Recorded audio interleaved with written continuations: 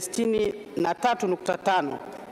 Mheshimiwa Spika, ujenzi wa barabara hii umeanza kutekelezwa katika mwaka wa fedha wa 2022/23 kwa kujenga kilomita 20 kwa sehemu ya Handeni Mafleta. Asante Mheshimiwa Spika. Mheshimiwa Ali Juma Makoa, swali la nyongeza. Asante Mheshimiwa Spika. Sasa kwa kuwa wananchi wa Kondoa Mondo walikuwa wanasubiria ujenzi wa barabara huu, sasa hivi inaonekana kwamba imekwepeshwa. Sasa serikali ina mpango gani juu ya kuijenga barabara hiyo hiyo ambayo imeandikwa kwenye ilani kutokea Mondo kwenda Kondoa Bicha Seria kwenda kwa Mtoro? Swali la pili, wananchi walikuwa na matumaini kwamba kilomita hizi 400 zingepita kwenye daraja la Mtobubu. Je, serikali sasa ina mpango gani wa kuharakisha ujenzi wa lile daraja ambalo litaunganisha barabara hii iliyokuwa inategemewa ili kuondoa kero na kuokoa maisha ya wananchi na mali zao zinazopotea kila mwaka? Mheshimiwa Naibu Waziri wa Ujenzi na Uchukuzi, majibu. Asante Mheshimiwa Spika, kwa niaba ya Waziri wa Ujenzi na Uchukuzi napenda kujibu maswali mawili ya nyongeza ya Mheshimiwa Ali Juma Makoa, mbunge wa Kondoa mjini kama ifuatavyo. Mheshimiwa Spika, ni kweli barabara ya kuanzia Goima Mondo Kondoa Bicha iko kwenye ilani, na nataka nimhakikishie Mheshimiwa mbunge kwamba kadiri ya upatikanaji wa fedha barabara hii pia itajengwa kwa kiwango cha lami. Lakini kuhusu ujenzi wa daraja katika mto Bubu, daraja la Mungurwi, nataka nikuhakikishie Mheshimiwa mbunge pamoja na wananchi wa Kondoa kwamba tunajua changamoto ambayo ipo. Daraja hili limeshakamilika upembuzi yakinifu na sasa hivi tunakamilisha usanifu wa kina, na meneja wa mkoa ameshapewa kibali aandae pia na dokumenti za kutangaza daraja hilo kuanza kujengwa. Kwa hiyo litaanza kujengwa tu mara baada ya kukamilisha usanifu wa kina. Asante Mheshimiwa Spika. Mheshimiwa Mwita Boniface Getere, swali la nyongeza. Nakushukuru Mheshimiwa Spika, nimepata nafasi ya kuuliza swali la nyongeza. Mheshimiwa Spika, ningependa kujua barabara ya Barili Mgeta ambayo ahadi yake ilitolewa na Mheshimiwa Rais mwezi wa pili mwaka huu, ni lini itamalizwa kujengwa kwa kiwango cha lami? Mheshimiwa Naibu Waziri wa Ujenzi na Uchukuzi, majibu. Asante Mheshimiwa Spika, kwa niaba ya Waziri wa Ujenzi na Uchukuzi napenda kujibu swali la nyongeza la Mheshimiwa Getere, mbunge wa Bunga Vijijini kama ifuatavyo. Mheshimiwa Spika, barabara ya Bunda Mungeta kama alivyosema iliahidiwa na viongozi, na sisi kama wizara pamoja na serikali tunaendelea kutafuta fedha ili kutimiza hiyo ahadi, kuijenga kwa kiwango cha lami. Asante Mheshimiwa Spika. Mheshimiwa Sashisha Elenikio Mafue, mbunge wa Hai, sasa ulize swali lake. Je, serikali haioni ipo haja ya kufanya uwanja wa KIA kutumika kuinua kilimo na kuruhusu ndege za mizigo kutua bila kulipa landing fees? Niaba ya Waziri wa Ujenzi na Uchukuzi, naomba kujibu swali la Mheshimiwa Sashisha Elenikio Mafue, mbunge wa Hai kama ifuatavyo. Mheshimiwa Spika, kwa sasa hakuna ndege mahususi za mizigo zenye ratiba maalum zinazotua KIA. Mizigo yote inayopitia KIA hubebwa na ndege za abiria kwenye sehemu ya mizigo. Aidha, kwa sasa idadi ya ndege kubwa za abiria imeongezeka na hivyo kuongeza uwezo wa kubeba mizigo. Mheshimiwa Spika, serikali inafanya juhudi mbalimbali kuimarisha biashara ya usafirishaji wa mizigo kwa njia ya anga, ikiwemo kununua ndege maalum ya mizigo aina Boeing 767-300F ambayo inatarajiwa kuingia nchini kufikia Juni 2023 kwa lengo la kuhakikisha kwamba biashara hiyo inaimarika. Aidha, ili kuvutia biashara ya mizigo, serikali ipo tayari kufanya mapitio ya landing fee kwa ndege za mizigo kama ilivyopendekezwa na Mheshimiwa mbunge. Asante Mheshimiwa Spika. Mheshimiwa Sashisha Mafue, swali la nyongeza. Asante Mheshimiwa Spika. Kwanza naipongeza sana serikali kwa kupokea ushauri na kuanza kufanyia kazi, lakini naipongeza kwa kununua ndege za mizigo. Kwa kuwa sasa serikali imekubali kupokea ushauri, je, serikali iko tayari kutangaza uwanja wa kimataifa wa KIA kuwa uwanja wa kimkakati wa kusafirisha mazao ya kilimo na mifugo? Na swali la pili, kwa kuwa tayari serikali imeshatenga fedha na utaratibu wa kuanza kujenga common use facility ndani ya jimbo la Hai, je, serikali haioni iko haja sasa ya kujenga kiwanda cha kutengeneza maboksi kwa ajili ya kusafirishia bidhaa zinazotokana na mifugo na kilimo, lakini pia kutanua Mheshimiwa, umeshauliza maswali mawili. Asante sana. Mheshimiwa Naibu Waziri wa Ujenzi na Uchukuzi, majibu. Asante Mheshimiwa Spika, kwa niaba ya Mheshimiwa Waziri wa Ujenzi na Uchukuzi napenda kujibu maswali mawili ya nyongeza Mheshimiwa Saashisha Elinikio Mafue, mbunge wa Hai, kama ifuatavyo. Kwanza nimpongeza pia Mheshimiwa mbunge kwa kufuatilia swala hili la ndege za mizigo. Lakini maswali yake mawili ya kwanza anasema, je, serikali tuko tayari kutangaza uwanja huu wa kimkakati? Na sisi serikali kwa niaba ya Mheshimiwa Waziri tunatangaza rasmi uwanja wa KIA kuwa ni uwanja wa kimkakati kwa mazao hususan maua, matunda, mboga mboga pamoja na nyama, pamoja na viwanja vingine kama cha Songwe International Airport iliyoko mkoani Mbeya pamoja na Dar es Salaam. Swali la pili anataka kufahamu ni kwa namna gani tunaweza tukashirikiana pia na wenzetu Wizara ya Uwekezaji, Viwanda na Biashara katika kukuza eneo hili na kujenga viwanda vidogo. Mheshimiwa Spika, uwanja wa KIA tayari tumeshatenga hekari ama hekta 711 kwa ajili ya ujenzi wa viwanda vidogo vidogo, lakini pia kwa kushirikiana na wawekezaji, na tayari tumeshaanza kufanya hiyo hatua. Asante Mheshimiwa Spika. Asante sana kwa majibu yako Mheshimiwa Waziri. Wizara ya Nishati, Mheshimiwa Ruben Hamanilo Kwagilo, mbunge wa Handeni mjini, swali lake litaulizwa kwa niaba yake na Mheshimiwa Mhandisi Mwanaisha Ulenge. Nashukuru sana. Je, serikali ina mpango gani wa kupeleka umeme mita 28 katika jimbo la Handeni mjini ambalo bado halijapatiwa umeme? Mheshimiwa Steven Lujauka, majibu. Mheshimiwa Spika, kwa niaba ya Mheshimiwa Waziri wa Nishati napenda kujibu swali la Mheshimiwa Ruben Hamanilo Kwagilwa, mbunge wa Handeni mjini kama ifuatavyo. Mheshimiwa Spika, jimbo la Handeni mjini lina jumla ya mitaa 60. Kati ya mitaa hiyo, mitaa 32 na umeme sawa na 53.3 na mitaa 28 haina umeme sawa na 46.7. Mheshimiwa Spika, mitaa yote 28 ya Handeni mjini ipo katika mpango wa kupatiwa umeme kupitia mradi wa umeme vijijini awamu ya 3 mzunguko wa pili unaotekelezwa na mkandarasi wa kampuni ya 𝙏𝙝𝙖𝙣 Electric Tanzania, ambaye yupo eneo la kazi na anaendelea na ujenzi wa miundombinu ya umeme katika maeneo mbalimbali ya wilaya ya Handeni. Mheshimiwa Spika, utekelezaji wa mradi huu utakamilika mwezi Disemba mwaka 2022. Asante Spika. Mheshimiwa Mwanaisha Ulenge, swali la nyongeza. Asante sana Mheshimiwa Spika. Pamoja na majibu mazuri ya serikali, naomba kuuliza maswali mawili ya nyongeza kama ifuatavyo. Je, ni lini serikali itajenga kituo cha kupozea umeme pale kwa Mbwembwele ili kuondosha tatizo la kukatika katika mji wa Handeni? Pili, mkandarasi anayesambaza umeme wa REA katika wilaya ya Korogwe anafanya kazi kwa kusuasua. Tangu mkataba ulipoanza mwezi Mei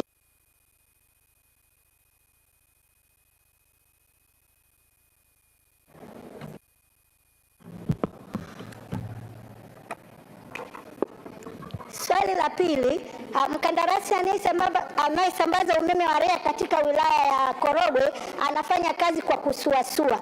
Tangu mwezi Mei alipoanza mkataba, amesimamisha nguzo katika vijiji vitatu tu. Nini kauli ya serikali kuhusiana na mkandarasi huyo anayeitwa Tontoni? Mheshimiwa Naibu Waziri wa Nishati, majibu kwa kifupi. Mheshimiwa Spika, kwa niaba ya Mheshimiwa Waziri wa Nishati naomba kujibu maswali mawili ya nyongeza yaliyoulizwa na Mheshimiwa Ulenge kama ifuatavyo. Mheshimiwa Spika, Kwenye swali la kwanza, serikali tayari imetoa pesa shilingi bilioni 500 kwa ajili ya kuimarisha mfumo wa gridi ya taifa, na wilaya ya Handeni ni mojawapo ya eneo ambapo kitajengwa kituo cha kupoza umeme katika eneo la Mkata kwa kuanzia, na kinajengwa katika mwaka huu wa fedha wa 22-23. Lakini Mheshimiwa Spika, kwenye swali la pili, mkandarasi anayepeleka umeme vijijini katika eneo la Korogwe, tutahakikisha kwamba kufikia Disemba mwaka huu anakamilisha kazi, kwa sababu ndio mujibu wa mkataba, na tunaendelea kufuatilia kwa karibu kuondoa zile changamoto ndogo ndogo ambazo zilikuwa zimejitokeza za upungufu na ukosefu wa vifaa, lakini kazi itakamilika kwa wakati. Mheshimiwa Grace Tendega, swali la nyongeza.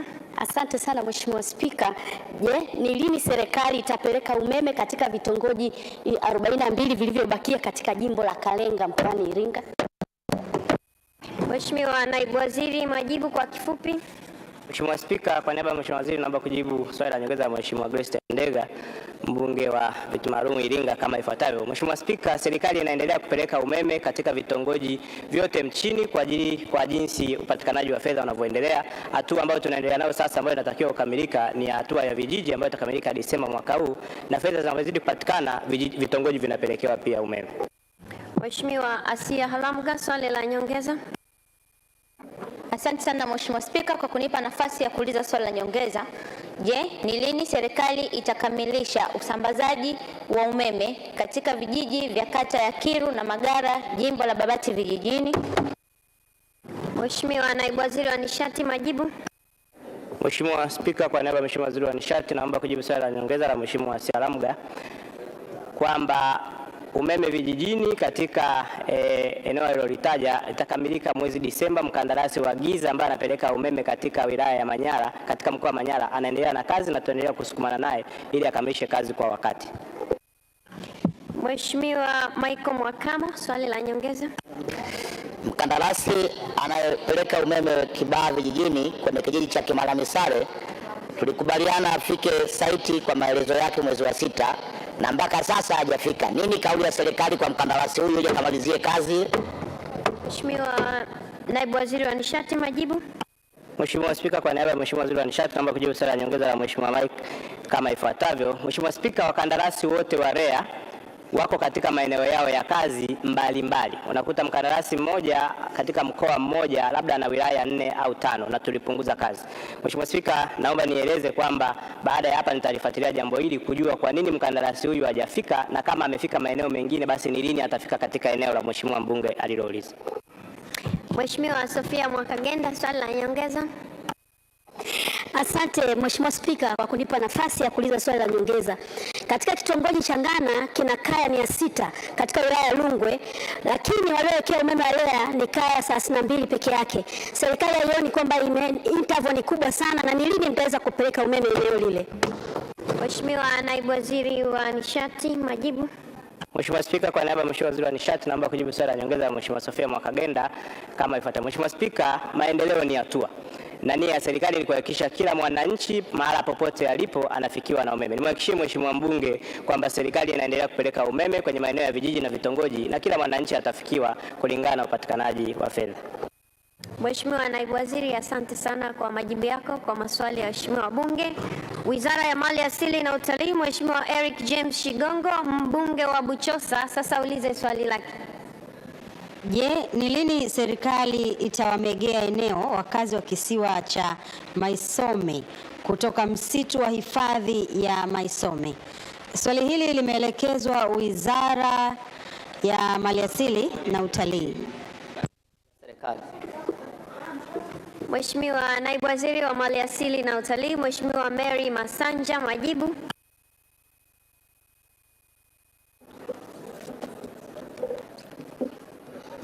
Asante Mheshimiwa Spika, kwa niaba ya Mheshimiwa Waziri wa Maliasili na Utalii naomba kujibu swali la Mheshimiwa Nicodemus Henry Maganga, mbunge wa Mbogwe kama ifuatavyo. Mheshimiwa Spika, askari wa uhifadhi wanatekeleza majukumu yao kwa kuzingatia sheria, kanuni, miongozo na maelekezo ya viongozi mbalimbali ikiwemo ya waheshimiwa wabunge pamoja na kuzingatia haki za binadamu. Endapo kuna uvunjaji wa sheria, kanuni na miongozo iliyopo, wizara haitosita kuwachukulia hatua watumishi wake wanaohusika na uvunjaji huo wa sheria.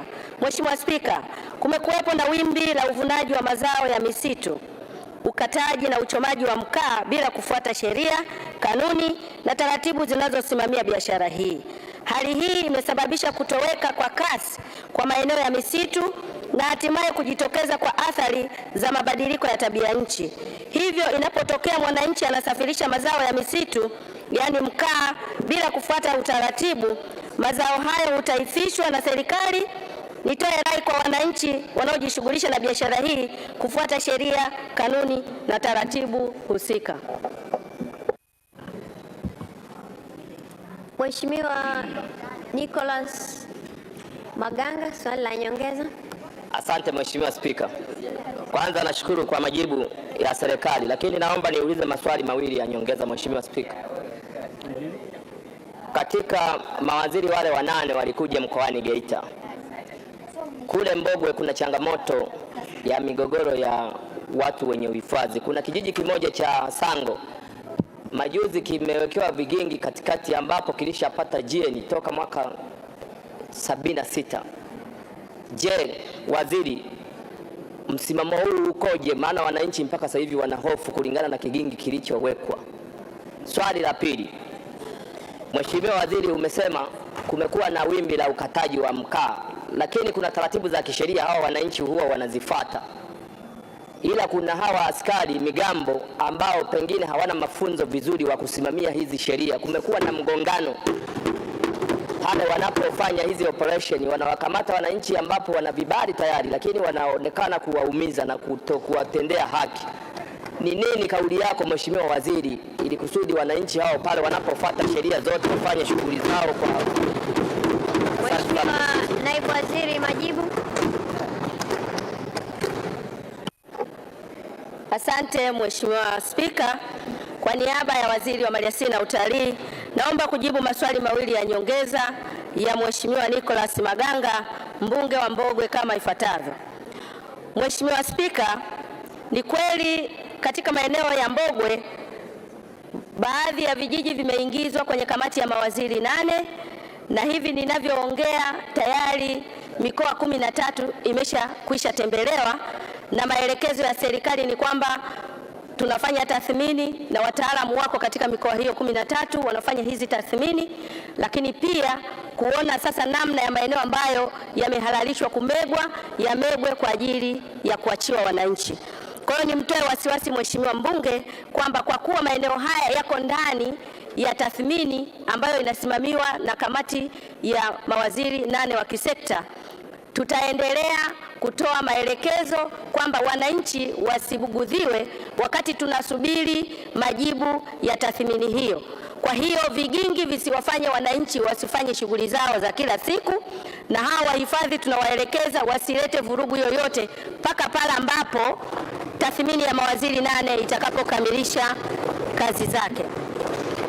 Mheshimiwa, swala lingine hilo lilikuwa ni la kwanza. Haya, majibu kwa kifupi swali la pili. Mheshimiwa Spika, kauli ya serikali kwa hawa wananchi ambao wanakutana na changamoto ya kukabiliana na askari pamoja na wananchi, niendelee tu kutoa rai kwa wananchi kwamba tuendelee kufuata sheria, taratibu na kanuni zinazosimamia uvunaji wa mazao ya misitu. Mheshimiwa Spika, tumekuwa na changamoto, tunatoa vibali tukiamini kwamba vibali hivi vitatumika ipasavyo, lakini tumekuwa na changamoto ya uanzishwaji wa usafirishaji mazao ya misitu kwa kutumia pikipiki. Pikipiki inapita inaenda inavuna mti ambao haujaruhusiwa, na wanapita njia zao za uchochoro, wakikamatwa wanasema wameonewa. Tuwaombe wafate utaratibu na vibali vitolewe kwa usahihi, ndivyo hawatakutana na changamoto ya kukamatwa na mazao haya ya misitu. Mheshimiwa Conchester Ramlaza, swali la nyongeza. Asante Mheshimiwa Spika kwa kunipa nafasi niulize swali dogo tu la nyongeza. Mheshimiwa Spika, licha ya kupewa vibali na sheria ilivyo, lakini hao askari wakiwakamata watu hasa wenye mabaisikeli wanaobeba mkaa wanaharibu hata vyombo vyao vya usafiri. Je, serikali inataka kutuambia kwamba sheria inaelekeza hivyo. Mheshimiwa Naibu Waziri wa Maliasili na Utalii, majibu. Asante Mheshimiwa Spika. Mheshimiwa Spika, naomba kujibu swali la nyongeza la Mheshimiwa mbunge kama ifuatavyo. Mheshimiwa Spika, askari wa mazao ya misitu wanapokuwa wanasimamia kwenye mageti, tuna changamoto kubwa sana ya usimamizi wa mazao haya. Ndani yake tuna askari wanaotoka kwenye halmashauri na kuna askari wanaotoka kwenye wizara yetu ya Maliasili na Utalii. Kwa hiyo kuna mkanganyiko hapa katikati ambao unajitokeza wakitaja maliasili. Hata kama angekuwa ni mgambo, basi lawama inarudi wizara ya Maliasili. Lakini niendelee kuwaomba wananchi, kwa kuwa tuna vyombo vya dola vipo pale ambapo unatendewa vivyo sivyo, ripoti na taratibu za kisheria ziweze kuchukuliwa haraka. Asante sana Mheshimiwa Emmanuel Adamson Mwakasaka, mbunge wa Tabora mjini, sasa ulize swali lake. Je, ni lini vibali vya uwindaji vitatolewa? 23 lipatiwe majibu na serikali. Mheshimiwa Naibu Waziri wa Maliasili na Utalii, majibu. Asante Mheshimiwa Spika, kwa niaba ya Waziri wa Maliasili na Utalii, naomba kujibu swali la Mheshimiwa Emmanuel Adamson Mwakasaka, mbunge wa Tabora mjini kama ifuatavyo. Mheshimiwa Spika, uwindaji wa wanyamapori umegawanyika katika makundi mawili ambayo ni uwindaji wa kitalii na uwindaji wa wenyeji wageni wakazi. Uwindaji wa kitalii ambao unalenga kupata nyara kwa ajili ya watalii unasimamiwa kwa kuzingatia kanuni za uwindaji wa kitalii. Aidha, uwindaji wa wenyeji na wageni wakazi hufanyika kwa ajili ya kitoweo na unasimamiwa kwa kuzingatia kanuni za uwindaji wa wenyeji na wageni wakazi. Mheshimiwa Spika, vibali vya uwindaji wa kitalii vinaendelea kutolewa kwa mujibu wa kanuni husika, ambapo hadi sasa jumla ya minada 7 imefanyika na wadau wamepewa vibali vyao. Kwa upande wa uwindaji wa wenyeji na wageni wakazi, vibali hivyo vitaanza kutolewa mara baada ya mapitio ya kanuni za uwindaji wa wenyeji na wageni wakazi kukamilika. Mheshimiwa Emmanuel Adamson Mwakasaka, swali la nyongeza. Asante Mheshimiwa Spika kwa kunipa nafasi ya kuuliza maswali mawili ya nyongeza pamoja na majibu mazuri ya serikali. Na maswali mawili ya nyongeza. Wafanyabiashara wengi hao ambao walikuwa wanategemea kuuza nyama pori walishajenga mabucha kwa ajili ya kuuza nyama pori kama ambavyo serikali ilikuwa imehamasisha, na mpaka sasa hivi vibali havijatolewa kwa muda mrefu, na hasa hawa wawindaji wa kawaida ambao wanalipa na leseni. Je, serikali ina mpango gani kuhakikisha hawa wafanyabiashara wa nyama ya pori wanapata hivyo vibali ili waweze kufungua mabucha yale ambayo wameisha yajenga? Swali la pili, hata pale nyama hiyo inapokuwa imepatikana kwa hao wachache ambao wanauza, bei yake inakuwa ni ghali sana, na wananchi wengi wa kawaida wangependa kupata kula hii nyama ya porini. Je, serikali na mpango gani wa kuweka mazingira mazuri kwa ajili ya kufanya hii nyama ya pori nayo iwe na bei ya kawaida ambayo kila mmoja anaweza kununua? Mheshimiwa Naibu Waziri wa Maliasili na Utalii, majibu. Asante Mheshimiwa Spika, kwa niaba ya Waziri wa Maliasili na Utalii, naomba kujibu maswali mawili ya nyongeza ya Mheshimiwa Emmanuel Mwakasaka, mbunge wa Tabora mjini kama ifuatavyo. Mheshimiwa Spika, naomba tu ni watoe wasiwasi wa Tanzania na pia Mheshimiwa mbunge kwamba vibali hivi vitatolewa baada ya mapitio ya kanuni kukamilika. Tulikuwa na changamoto Mheshimiwa Spika ya namna ya ugawaji wa vibali hivi, kwa kuwa tuliweza kuanzisha makampuni ambayo haya makampuni tuliyakaribisha ili yaweze kuomba vibali vya uwindaji wa kienyeji, lakini tumegundua changamoto inayojitokeza ni namna ambavyo tunaweza kuwanyima haki ya kikatiba wananchi kuweza kupata kitoweo ambayo iko ndani ya katiba ya Jamhuri ya Muungano wa Tanzania. Kwa hiyo tumeamua kurudisha tumepata maoni kutoka kwa wadau na sasa tumepitia kanuni hizi, tunatarajia sasa kuzirejesha, kwa maana tutoe ile haki ya wananchi nao wawe na haki ya kuweza kupata kitoweo hiki. Swala lingine la kuhusu bei ya wanyamapori. Mheshimiwa Spika, swala hili baada ya kuwa tumepitia kanuni hizi na wananchi kuruhusiwa nao kuwinda uwindaji wa kienyeji, basi tunatarajia bei ya wanyamapori, ya nyama ya wanyamapori kushuka kuliko ilivyo sasa, ambapo tulikuwa tumependekeza makampuni pekee yaweze kuingia katika biashara hii. Asante Mheshimiwa Spika.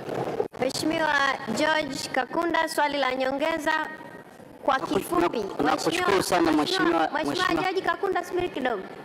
Waheshimiwa wabunge, maswali ni marefu mno na hakuna niliyemkatisha. Na wakumbusha maswali ya nyongeza yawe mafupi. Maswali ya nyongeza yawe mafupi na majibu pia ya maswali ya nyongeza yawe mafupi. Mheshimiwa George Kakunda, swali la nyongeza. Asante sana Mheshimiwa Spika. Kwa kuwa kuna malalamiko mengi sana ya wananchi kwa ajili ya kuruhusiwa uwindaji wa kienyeji, kwa nini serikali sasa isiharakishe huo mchakato wa mpitio wa kanuni usiku na mchana ili wiki ijayo waweze kutoa hiyo kibali? Mheshimiwa Naibu Waziri wa Maliasili na Utalii, majibu. Asante Mheshimiwa Spika, naomba kujibu swali la nyongeza la Mheshimiwa Kakunda kama ifuatavyo. Mheshimiwa Spika, nimtoe wasiwasi Mheshimiwa mbunge kwamba mchakato umeshakamilika na hivi sasa uko kwenye levo ya ngazi ya waziri. Wakati wowote tutaweza kutoa mapendekezo au maelekezo ya utekelezaji wake. Mheshimiwa Naibu Waziri, tunakushukuru sana kwa majibu yako kwa maswali ya waheshimiwa wabunge. Wizara ya Maji, Mheshimiwa Neema William Mgaya, mbunge wa viti maalum, sasa ulize swali lake. Je, ni lini mradi wa maji wa halmashauri 28 ambapo Njombe ni mojawapo utaanza kutekelezwa? Mheshimiwa Naibu Waziri wa Maji, Mhandisi Mary Priska Mahundi, majibu.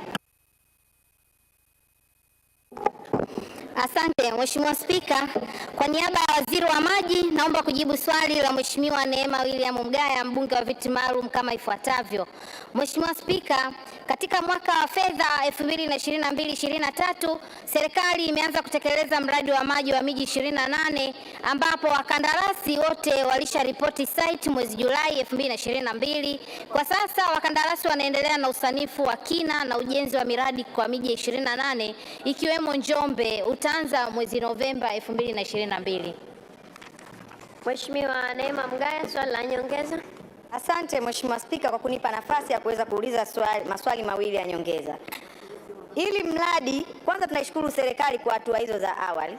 Ili mradi uweze kwenda na wakati, ni lazima yale maeneo ambayo mabomba yanapita yawe wazi.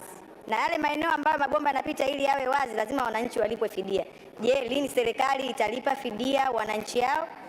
Swali langu la pili, lini mradi wa Igongwi wa kata 4 za jimbo la Njombe mjini utapatiwa pesa ili mkandarasi aendelee na kazi yake? Asante. Mheshimiwa Naibu Waziri wa Maji, majibu. Asante Mheshimiwa Spika, kwa niaba ya Waziri wa Maji naomba kujibu maswali mawili ya nyongeza Mheshimiwa Neema Mgaya kama ifuatavyo. Awali ya yote Mheshimiwa Spika, nipende kumpongeza Mheshimiwa Neema kwa ufuatiliaji. Swala la fidia tunaelekea kulipa kadiri mradi unavyoendelea kujengwa na kila kitu kitakuwa kinakwenda kwa pamoja, lakini vile vile swala la mradi wa Igongwe kwenye kata 4 fedha zitaendelea kwenda kadiri tunavyozipata, na fedha ambazo zinafuata msimu ujao huu mradi pia tupo katika mpango nao. Mheshimiwa Eid Kasim Eid, swali la nyongeza. Asante sana Mheshimiwa Spika. Mheshimiwa Spika, mradi wa maji wa Izuga ni mradi wa muda mrefu, na kwa kuwa fedha iliyobaki ili mradi ukamilike ni milioni 76 tu, na kwa kuwa mkandarasi yuko tayari walau apewe milioni 15 ili mradi ule ukamilike. Sasa upo tayari baada ya bunge hili mimi na wewe tuongozane mpaka wizarani kuhakikisha kwamba mkandarasi analipwa walau hiyo milioni 15 wananchi wapate maji? Mheshimiwa Naibu Waziri wa Maji, majibu. Asante Mheshimiwa Spika, kwa niaba ya Waziri wa Maji naomba kujibu swali la Mheshimiwa mbunge kama ifuatavyo.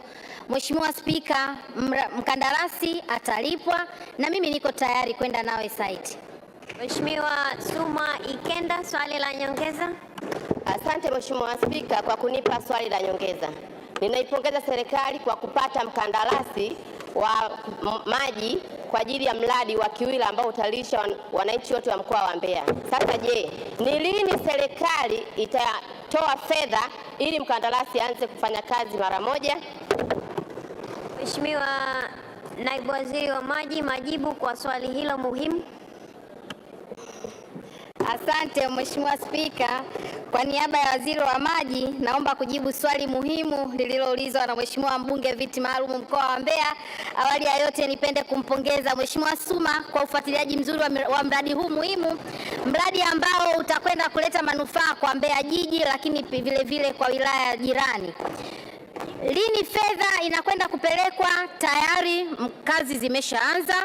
Na sasa hivi mhandisi mshauri kazi anayoendelea nayo ni kuhakikisha kuona anafanya tayari wizara tunafanya ununuzi wa kupata wakandarasi, kwa sababu mhandisi mshauri ameshakamilisha kazi yake, na kwa kufikia Disemba mwaka huu mradi utaendelea na utekelezaji. Kwa hiyo kwa kila hatua fedha inatolewa. Fedha ilishaanza kutolewa toka Februari na sasa hivi fedha ipo katika maandalizi ya kumpata mkandarasi. Mheshimiwa Shamsia Mtanda, swali la nyongeza. Nakushukuru Mheshimiwa Spika kwa kunipatia nafasi ili nami niweze kuuliza swali dogo la nyongeza. Je, ni lini serikali itakamilisha mradi wa maji uliopo kata ya Mango Pacha 4 ili kumtua ndoo kichwani wa mama hawa ambao kwa muda mrefu tokea tumepata uhuru hawajawahi kabisa kufurahia huduma hii ya maji safi na salama? Mheshimiwa Naibu Waziri wa Maji, majibu. Asante Mheshimiwa Spika, kwa niaba ya Waziri wa Maji naomba kujibu swali la nyongeza la Mheshimiwa Shamsia mbunge kama ifuatavyo. Mradi itaendelea kuletwa fedha. Mheshimiwa mbunge, ni kupongeza, umeshafuatilia sana huu mradi. Fedha inakuja na mimi na wewe tutakwenda site kuhakikisha kazi inakamilika. Lengo ni kuona mwanamama anatua ndoo kichwani, na ni dhamira safi ya Mheshimiwa Rais ambayo anayo kwa muda mrefu.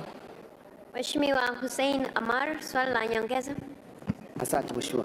Kwa kuwa serikali ilitenga pesa kwa ajili ya ujenzi wa chujio la maji wilayani Nyang'hwale kwenye bajeti ya 22-23 milioni 220, je, serikali itatoa lini pesa hiyo na ujenzi uanze mara moja?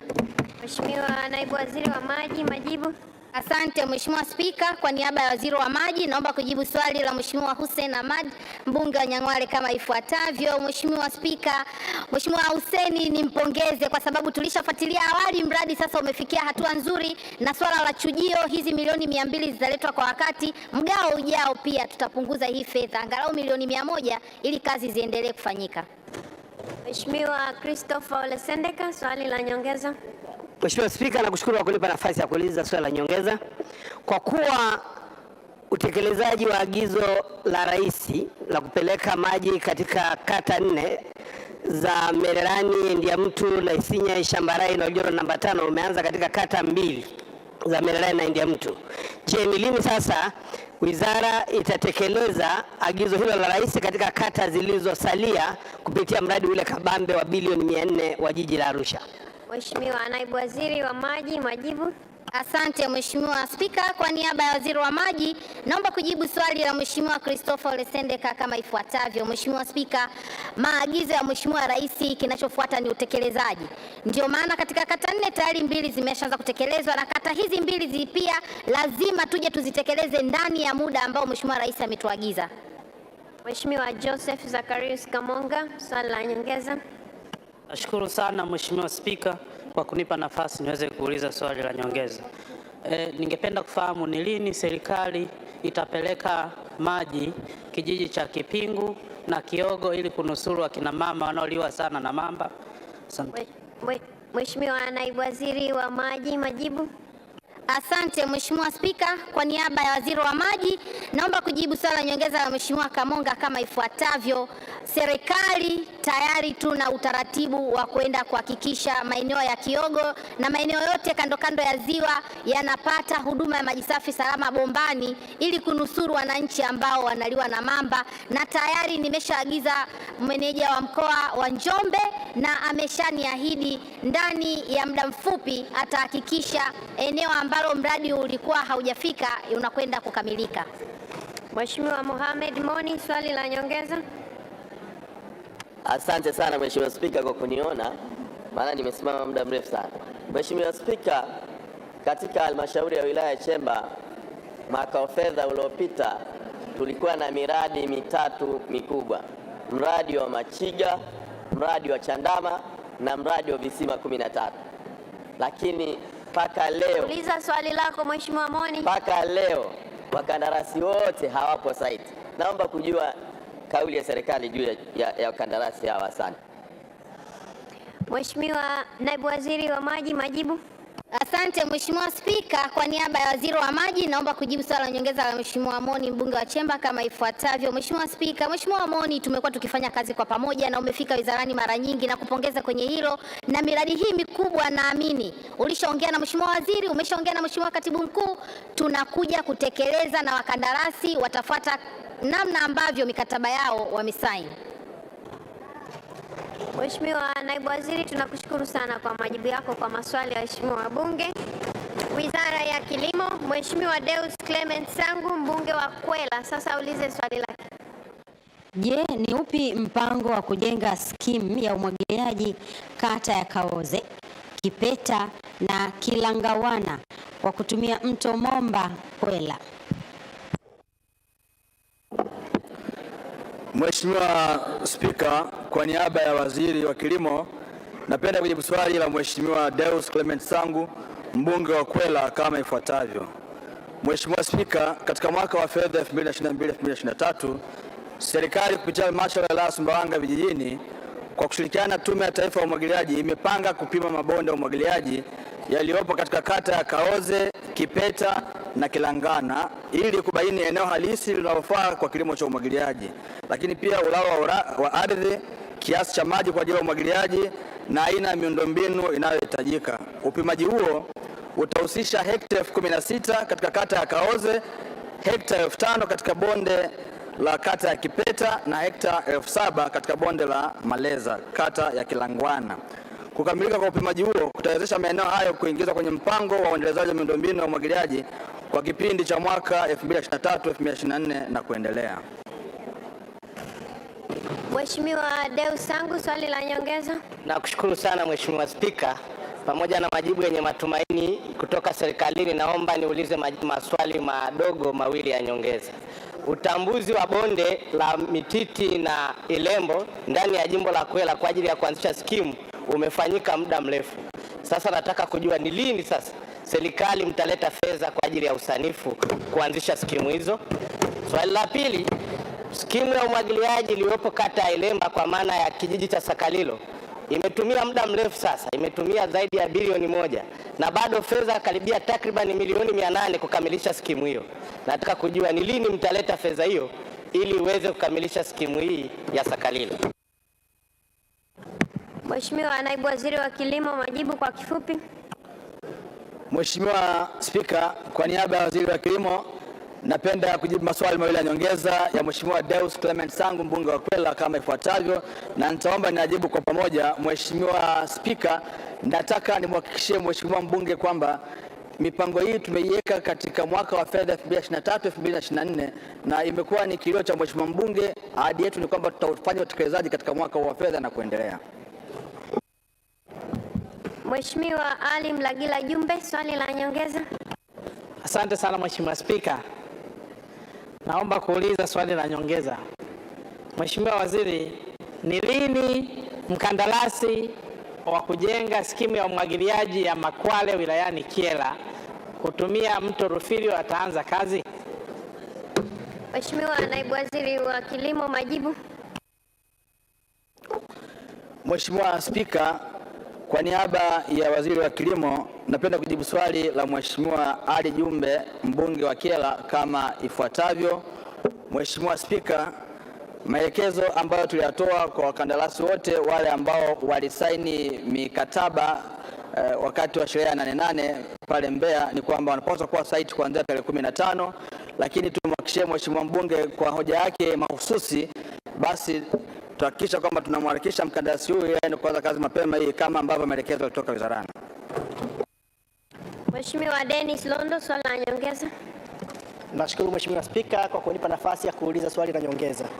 Kwa kuwa Mheshimiwa Spika, ardhi ambayo inafaa kwa umwagiliaji ambayo inatumika sasa hivi kwa miradi ya umwagiliaji ni pungufu ya 5%. Je, nini mkakati wa serikali kushirikisha sekta binafsi katika kuhakikisha maeneo yote ambayo yanafaa kwa umwagiliaji yajengewa skimu? Nashukuru. Mheshimiwa Naibu Waziri wa Kilimo, majibu. Mheshimiwa Spika, kwa niaba ya Waziri wa Kilimo, napenda kujibu swali la Mheshimiwa Dennis Londo mbunge kama ifuatavyo. Mheshimiwa Spika, katika jedwali namba 6 ya kitabu cha bajeti cha Wizara ya Kilimo imeelezwa mahususi kabisa ya kwamba serikali imejipanga kuyafanyia upembuzi yakinifu na usanifu mabonde yote makubwa 22 ndani ya nchi yetu ya Tanzania kuhakikisha yote yanafanya kilimo cha umwagiliaji, yakiwemo mabonde ya Mto Songwe, Ifakara, Idete, Pangani, Rufiji, Chamanzi na Malagarasi pamoja na Ziwa Victoria. Mheshimiwa George Malima, swali la nyongeza. Nakushukuru Mheshimiwa Spika kwa nafasi. Naishukuru serikali kwa kutoa fedha kuchimba bwawa la umwagiliaji katika kata ya Chunyu na Ngambi. Je, ni lini kazi hii itaanza? Mheshimiwa Naibu Waziri wa Kilimo, majibu. Mheshimiwa Spika, kwa niaba ya Waziri wa Kilimo, napenda kujibu swali la Mheshimiwa George Malima mbunge wa Mpwapwa kama ifuatavyo. Mheshimiwa Spika, mkandarasi anayejenga mradi wa skimu ya umwagiliaji ya Msagali hivi sasa yuko site, ameanza mobilization na ni kati ya wale kandarasi 21 ambao walisaini mikataba pale 88 Mbeya, na tunategemea muda wote aanze kazi hiyo. Na Mheshimiwa Spika, bwawa lile ambalo linajengwa pale likikamilika litakuwa na uwezo wa kutoa mita za ujazo milioni 92. Kwa ni habari njema kwa wanampwapwa, na bahati nzuri mkandarasi yuko site tayari. Mheshimiwa Ali Mohamed Kasinge mbunge wa Kilwa Kusini, sasa ulize swali lake. Je, ni lini ripoti ya ukaguzi ya chama cha msingi Nanjirinji A itatolewa ili hatua zichukuliwe kwa wahujumu wa fedha katika msimu wa mwaka 2021-2022? Mheshimiwa Spika, kwa niaba ya Waziri wa Kilimo, napenda kujibu swali la Mheshimiwa Ali Mohamed Kasinge mbunge wa Kilwa Kusini kama ifuatavyo. Mheshimiwa Spika, ripoti ya ukaguzi wa chama cha msingi cha ushirika cha Nanjirinji A ilikamilika Disemba 2021 na kuwasilishwa kwenye mkutano wa wanachama tarehe 23 Mei mwaka 2022. Aidha, ukaguzi ulibaini kuwepo kwa udanganyifu katika nyaraka za mauzo ya ufuta na hivyo kusababisha malipo ya shilingi milioni 93,476,190 kutolipwa kwa wakulima 89 waliouza kilo 39,319 za ufuta. Mheshimiwa Spika, kutokana na hali hiyo, serikali imechukua hatua ya kuvunja bodi ya chama hicho na taarifa ya uchunguzi imewasilisha taasisi ya kuzuia na kupambana na rushwa TAKUKURU mkoa wa Lindi kwa ajili ya uchunguzi zaidi na hatua za kisheria kwa waliohusika na ubadhirifu huo. Mheshimiwa Ali Kasinge, swali la nyongeza. Asante Mheshimiwa Spika, nishukuru kwa majibu ya serikali. Nina maswali mawili ya nyongeza. Swali la kwanza, shilingi milioni 93,76,190 ni fedha za wakulima wangu wa ufuta 89. Je, serikali ina mpango gani wa kuhakikisha kwamba fedha hizi zinakwenda kulipwa kwa wakulima hawa? Swali la pili, kutokana na changamoto zilizopo katika uendeshaji wa bodi zetu pamoja na vyama vyetu vya msingi, lakini na changamoto ambazo wanazipata wakulima kwa uongozi usiokuwa madhubuti, waziri atakuwa tayari kuambatana nami baada ya bunge hili kwenda Nanjirinji kuzungumza na wakulima? Mheshimiwa Naibu Waziri wa Kilimo, majibu. Mheshimiwa Spika, kwa niaba ya Waziri wa Kilimo, napenda kujibu maswali mawili ya nyongeza ya Mheshimiwa Ali Mohamed Kasinge mbunge wa Kilwa Kusini kama ifuatavyo.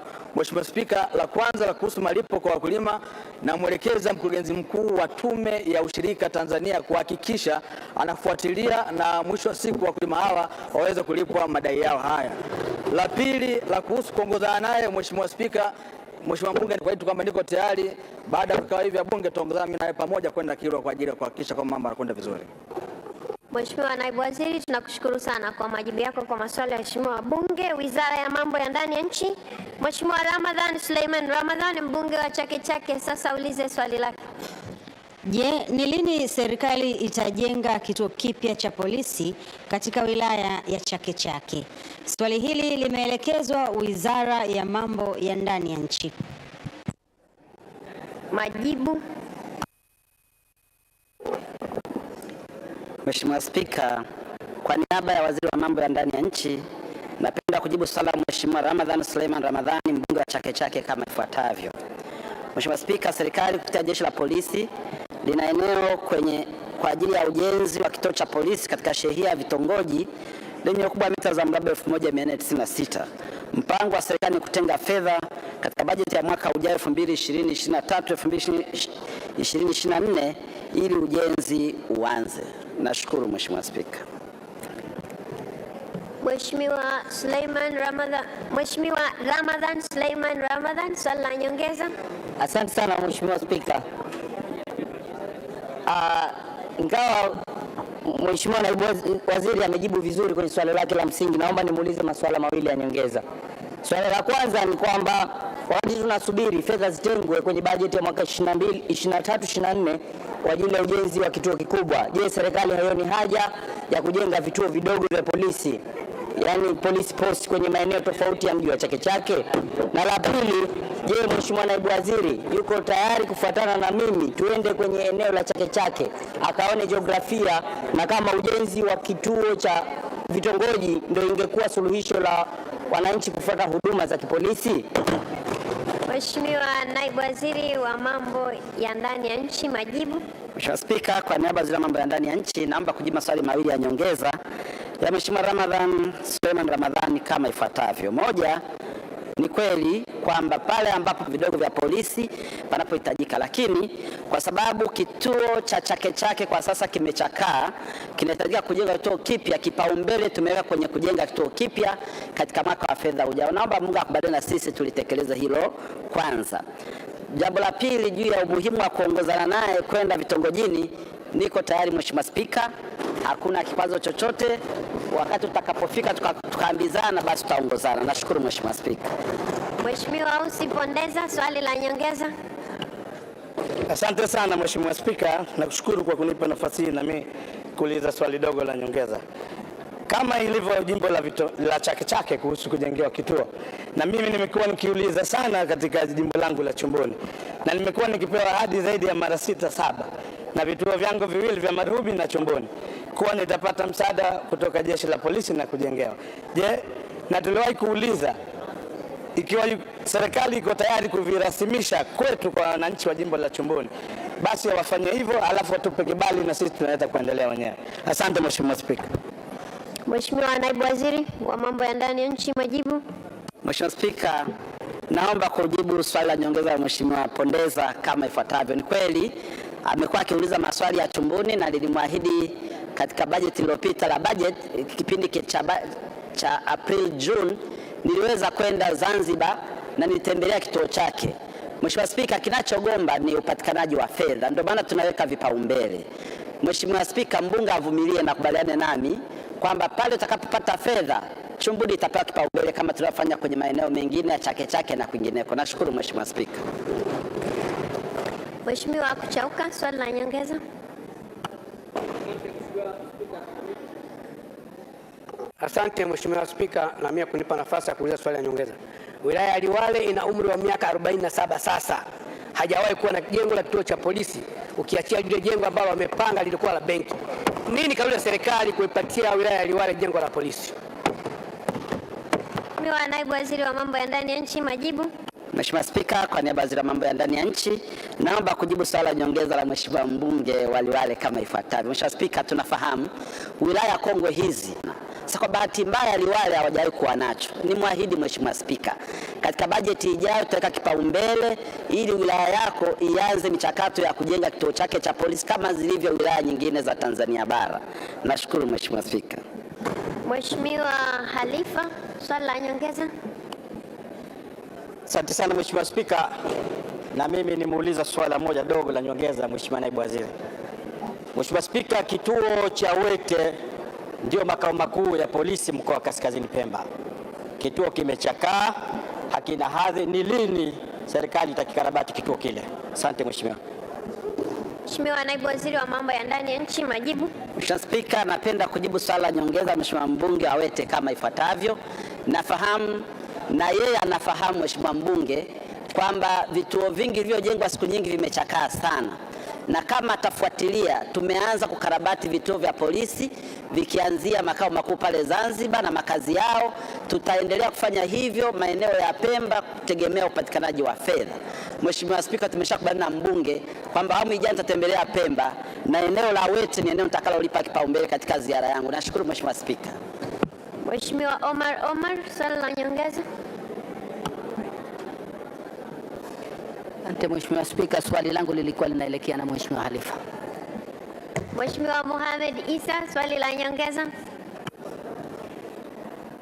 Asante sana Mheshimiwa Spika. Naomba kuuliza swali dogo la nyongeza.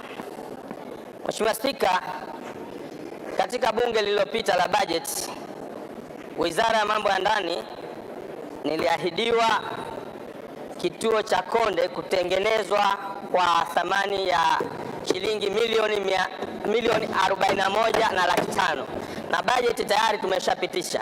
Je, ni lini wakandarasi watafika kwenye kituo cha Konde na kuanza utengenezaji?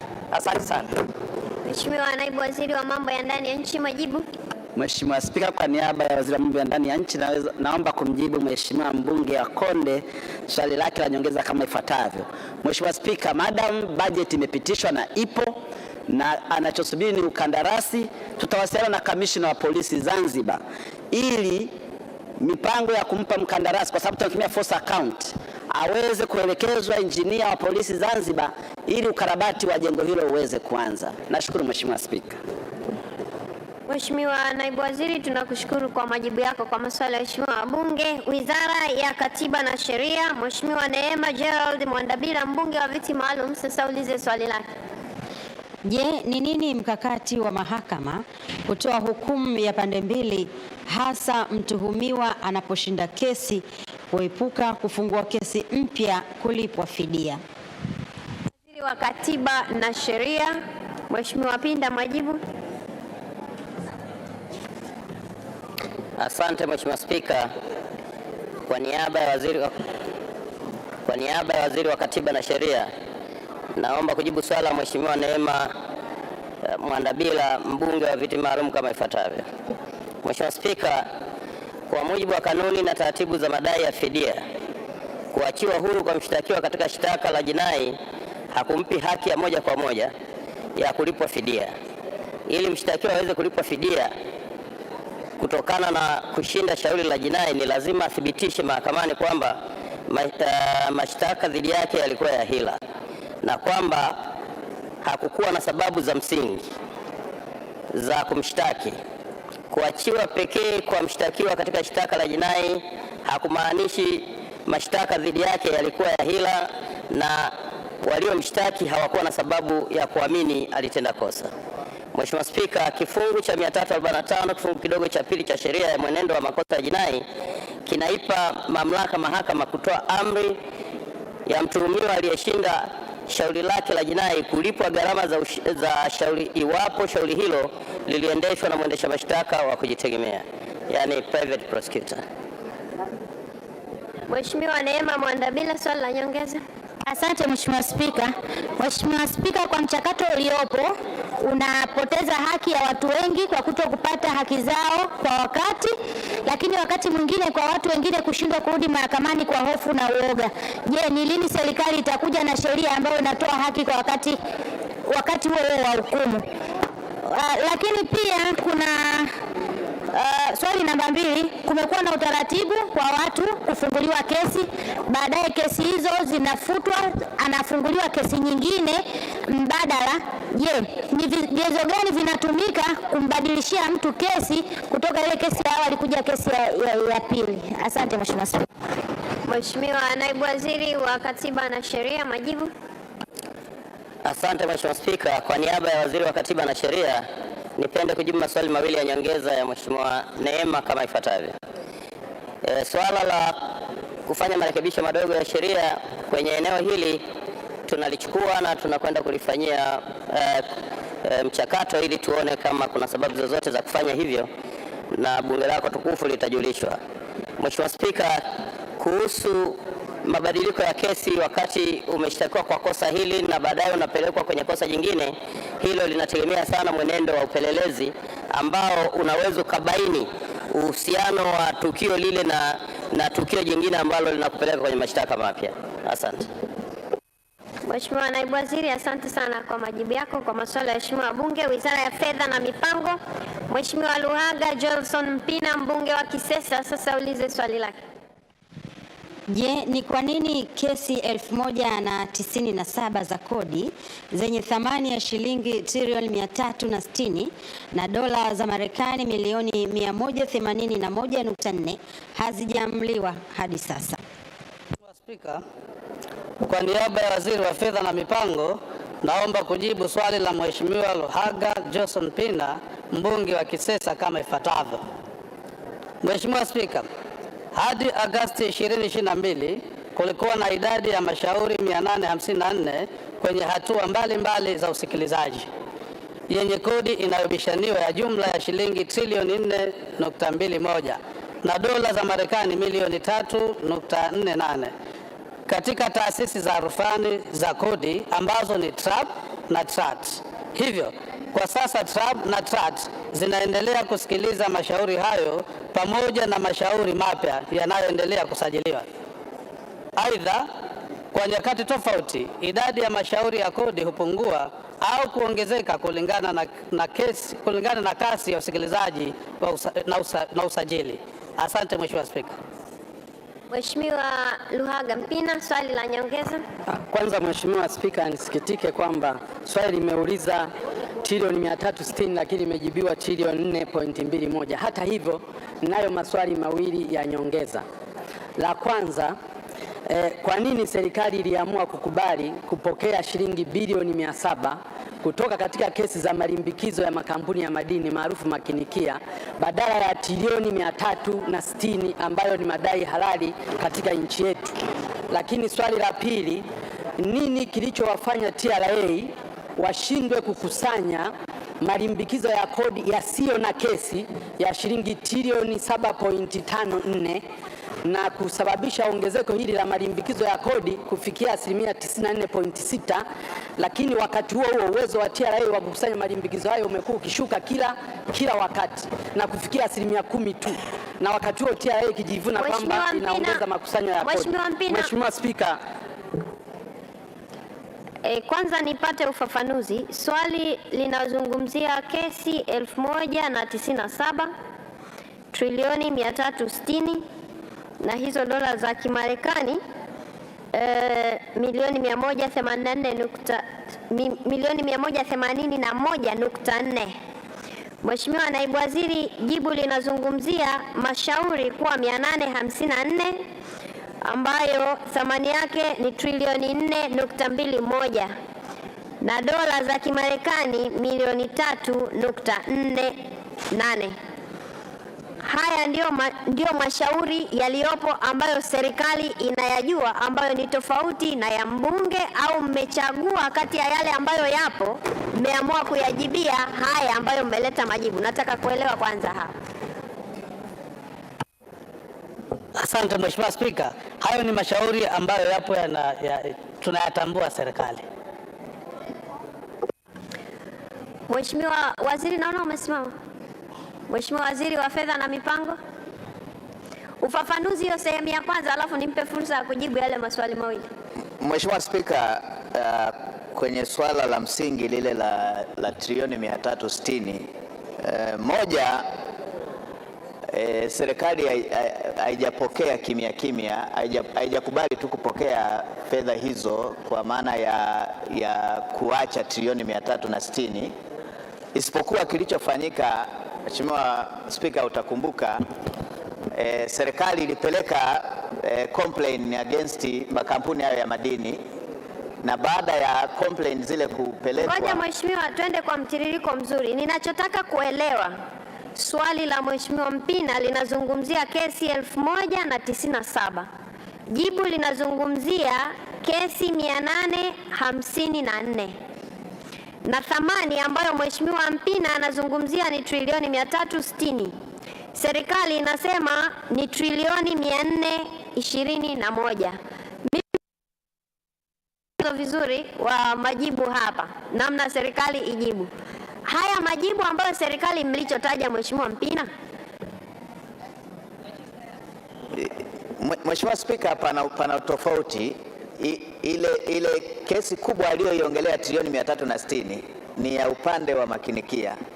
Hii ya mashauri ambayo yanaenda kwenye trilioni 4 ni ya mashauri ya kesi zingine ambazo ziko trabu na trati ambazo ndo serikali inaendelea kuyafanyia kazi moja baada ya nyingine. Kwa hiyo pana mambo ya aina mbili, na lingine limeongezeka lile yale yasiyo ya kesi, na lile linakuwa la tatu. Sawa, yameunganishwa pamoja. Sawa, sasa ili tuende vizuri kwa sababu swali la Mheshimiwa Mpina lilikuwa mahususi. Linauliza hivi, je, ni kwa nini kesi 1097 za kodi zenye thamani ya shilingi trilioni 360 na dola za Marekani milioni 181.4 hazijaamuliwa mpaka sasa? Ndio swali lake. Jibu la serikali linazungumzia mashauri 854 na thamani trilioni 4.21, na pia dola za Kimarekani zinazotajwa hapa ni tofauti na alizoziuliza Mheshimiwa Mpina. Kwa hivyo ni dhahiri, ngoja nitoe fursa. Mimi natoa fursa hili swali likajibiwe yeye Mpina anavyotaka majibu. Yaani mjibuni kwa hizo bilioni na matrilioni aliyoyasema. Kama yeye hayuko sahihi, ndio swali langu lilikuwa hapo, ili mimi nielekeze vizuri hapa mbele. Lakini kama unasema alichokiuliza kipo, basi mjibuni majibu yake anayoyataka, kwa sababu hayo majibu sio ya swali lake. Mheshimiwa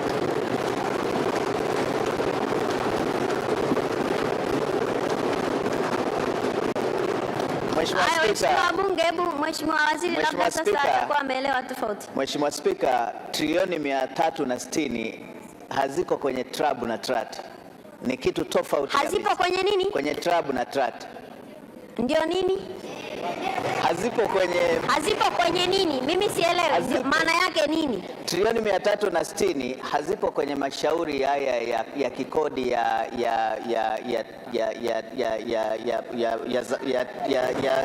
trabu na trat. Sawa, Mheshimiwa Waziri, mimi kwa hiyo hayapo kwenye rufaa za kikodi wala hazipo kwenye tribunal ya kikodi. Hii ni jambo mahususi ambalo lilikuwepo kwenye mzozo wa serikali pamoja na Bariki. Kwa hiyo ni kitu tofauti, lakini kwenye nyongeza ndio ameuliza kuhusu masuala ya kesi sasa hizo ambazo ziko kwenye rufaa pamoja na tribuna ya kesi. Sawa, Mheshimiwa Waziri, mimi nimekuelewa, kwa sababu yeye aliuliza swali tofauti ambalo ndio unalitolea majibu hapo. Sasa hayo majibu yaje yajibiwe kwenye swali lake, kwa sababu ndicho alichouliza. Kama hakipo ajibiwe hakipo, na kama kipo usimletee kingine, kwa sababu sicho alichouliza. Ndio hoja iliyopo. Kwa hiyo Mheshimiwa Naibu Waziri, mimi nakuruhusu kakae, ili swali kama lilivyoulizwa na mheshimiwa kwenye swali lake la msingi liletwe majibu. Kama ndivyo lilivyo, halipo jibu halipo. Si mnajibu kifupi siku hizi, ndio raha yake. Kama halipo halipo, kama lipo mjibuni yeye alichouliza, kwa sababu nyinyi mmemjibu kitu tofauti, na ndio maana hata takwimu zinatofautiana. Asante sana. Jibu hili Mheshimiwa. Taarifa. Mheshimiwa. Kwa hiyo nyinyi mleteeni majibu kwa kadri alivyouliza swali lake. Kama halipo jibuni halipo, alafu yeye atapewa nafasi ya kuuliza. Taarifa, Mheshimiwa Spika. Mheshimiwa Mpina, kwa sababu hapa nazungumza mimi na huwezi wewe ukawa unanipa mimi taarifa kikanuni. Kwa sababu nazungumza mimi, kwa hiyo ukiwa unanipa taarifa maana yake unaniongezea mimi, jambo ambalo haliruhusiwi kikanuni. Mheshimiwa Naibu Waziri, jibu hili itabidi lijibiwe upya pamoja na ufafanuzi ambao ameutoa Mheshimiwa Waziri hapa, ambao ndio unatakiwa uje kama majibu ya msingi. Mheshimiwa Rashid Abdalla Shangazi, mbunge wa Mlalo, sasa ulize swali lake. Je, ni lini sheria ya manunuzi na ukandarasi kupitia Public Private Partnership itaanza kutumika? Swali hili limeelekezwa Wizara ya Fedha na Mipango. Wa Fedha na Mipango, majibu. Asante Mheshimiwa Spika. Mheshimiwa Spika, kwa niaba ya Waziri wa Fedha na Mipango, naomba kujibu swali la Mheshimiwa Rashid Abdallah Shangazi, mbunge wa Mlalo kama ifuatavyo. Mheshimiwa Spika, sheria ya ununuzi wa umma sura 410 ipo na inatumika sambamba na sheria ya PPP sura 210 ambapo mchakato wa zabuni za miradi ya PPP unazingatia sheria zote mbili. Pamoja na sheria hizo kutumika kama rejea wakati wa ununuzi wa miradi ya ubia, serikali inaendelea na utaratibu wa kupokea maoni na mapendekezo kutoka kwa wadau ili kurekebisha vifungu vyenye changamoto katika utekelezaji wake.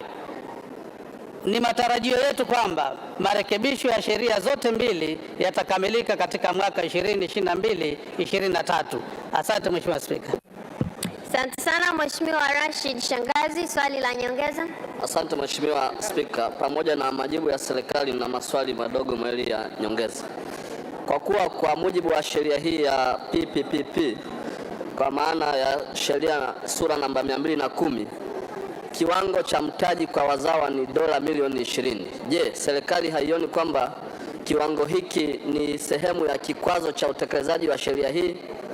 Lakini swali la pili, serikali ina mpango gani wa kupunguza masharti ya kimkataba katika miradi hii inayoibuliwa na sekta binafsi ili iweze kutekelezwa kwa ufanisi kupitia PPP? Asante Mheshimiwa Spika. Asante sana Mheshimiwa Naibu Waziri wa Fedha na Mipango, majibu. Mheshimiwa Spika, kwa niaba ya Waziri wa Fedha na Mipango, naomba kujibu maswali mawili ya nyongeza ya Mheshimiwa Rashid Abdallah Shangazi kama ifuatavyo. Mheshimiwa Spika, sheria ya PPP ipo katika mchakato wa kukusanya maoni, wa kufanya marekebisho, na sasa ipo ngazi ya kukusanya maoni kutoka kwa wadau. Kwa hiyo nimuombe Mheshimiwa mbunge awe na subra mpaka mchakato huo utakapokamilika. Bila shaka hiki hakitakuwa kikwazo kwa utekelezaji wa sheria hiyo. Lakini swala la pili, masharti hayo ambayo yapo pia ni kwa mujibu wa sheria na taratibu. Kwa hiyo pia nimhakikishie Mheshimiwa mbunge masharti hayo huenda yakapungua baada ya kupata mapendekezo kutoka kwa wataalamu wetu ambao wanakusanya maoni hayo. Asante Mheshimiwa Spika. Asante sana Mheshimiwa Naibu Waziri kwa majibu yako kwa maswali ya Mheshimiwa wabunge. Wizara ya Elimu, Sayansi na Teknolojia, Mheshimiwa Husna Juma Sekiboko, mbunge wa viti maalum, sasa ulize swali lake. Je, ni lini serikali itaifanya elimu ya sekondari kuwa elimu ya lazima? Sayansi na Teknolojia, Mheshimiwa Juma Kipanga, majibu. Asante Mheshimiwa Spika, kwa niaba ya Waziri wa Elimu, Sayansi na Teknolojia, napenda sasa kujibu swali la Mheshimiwa Husna Juma Sekiboko, mbunge wa viti maalum kama ifuatavyo. Mheshimiwa Spika, serikali inafanya mapitio ya sera ya elimu na mafunzo ya mwaka 2014 kwa lengo la kuiboresha elimu yetu ili iweze kukidhi mahitaji ya sasa na baadaye. Mheshimiwa Spika, kwa sasa serikali ipo katika hatua ya kupokea na kuchambua maoni ya wadau kuhusu sera ya elimu. Hivyo swala la elimu ya sekondari kuwa la lazima itategemea na maoni ya wadau na mahitaji ya wakati. Rasimu ya kwanza ya sera ya elimu inatarajiwa kukamilika mwezi Disemba 2022. Mheshimiwa Spika, nakushukuru. Mheshimiwa Husna Sekiboko, swali la nyongeza. Nashukuru sana Mheshimiwa Spika.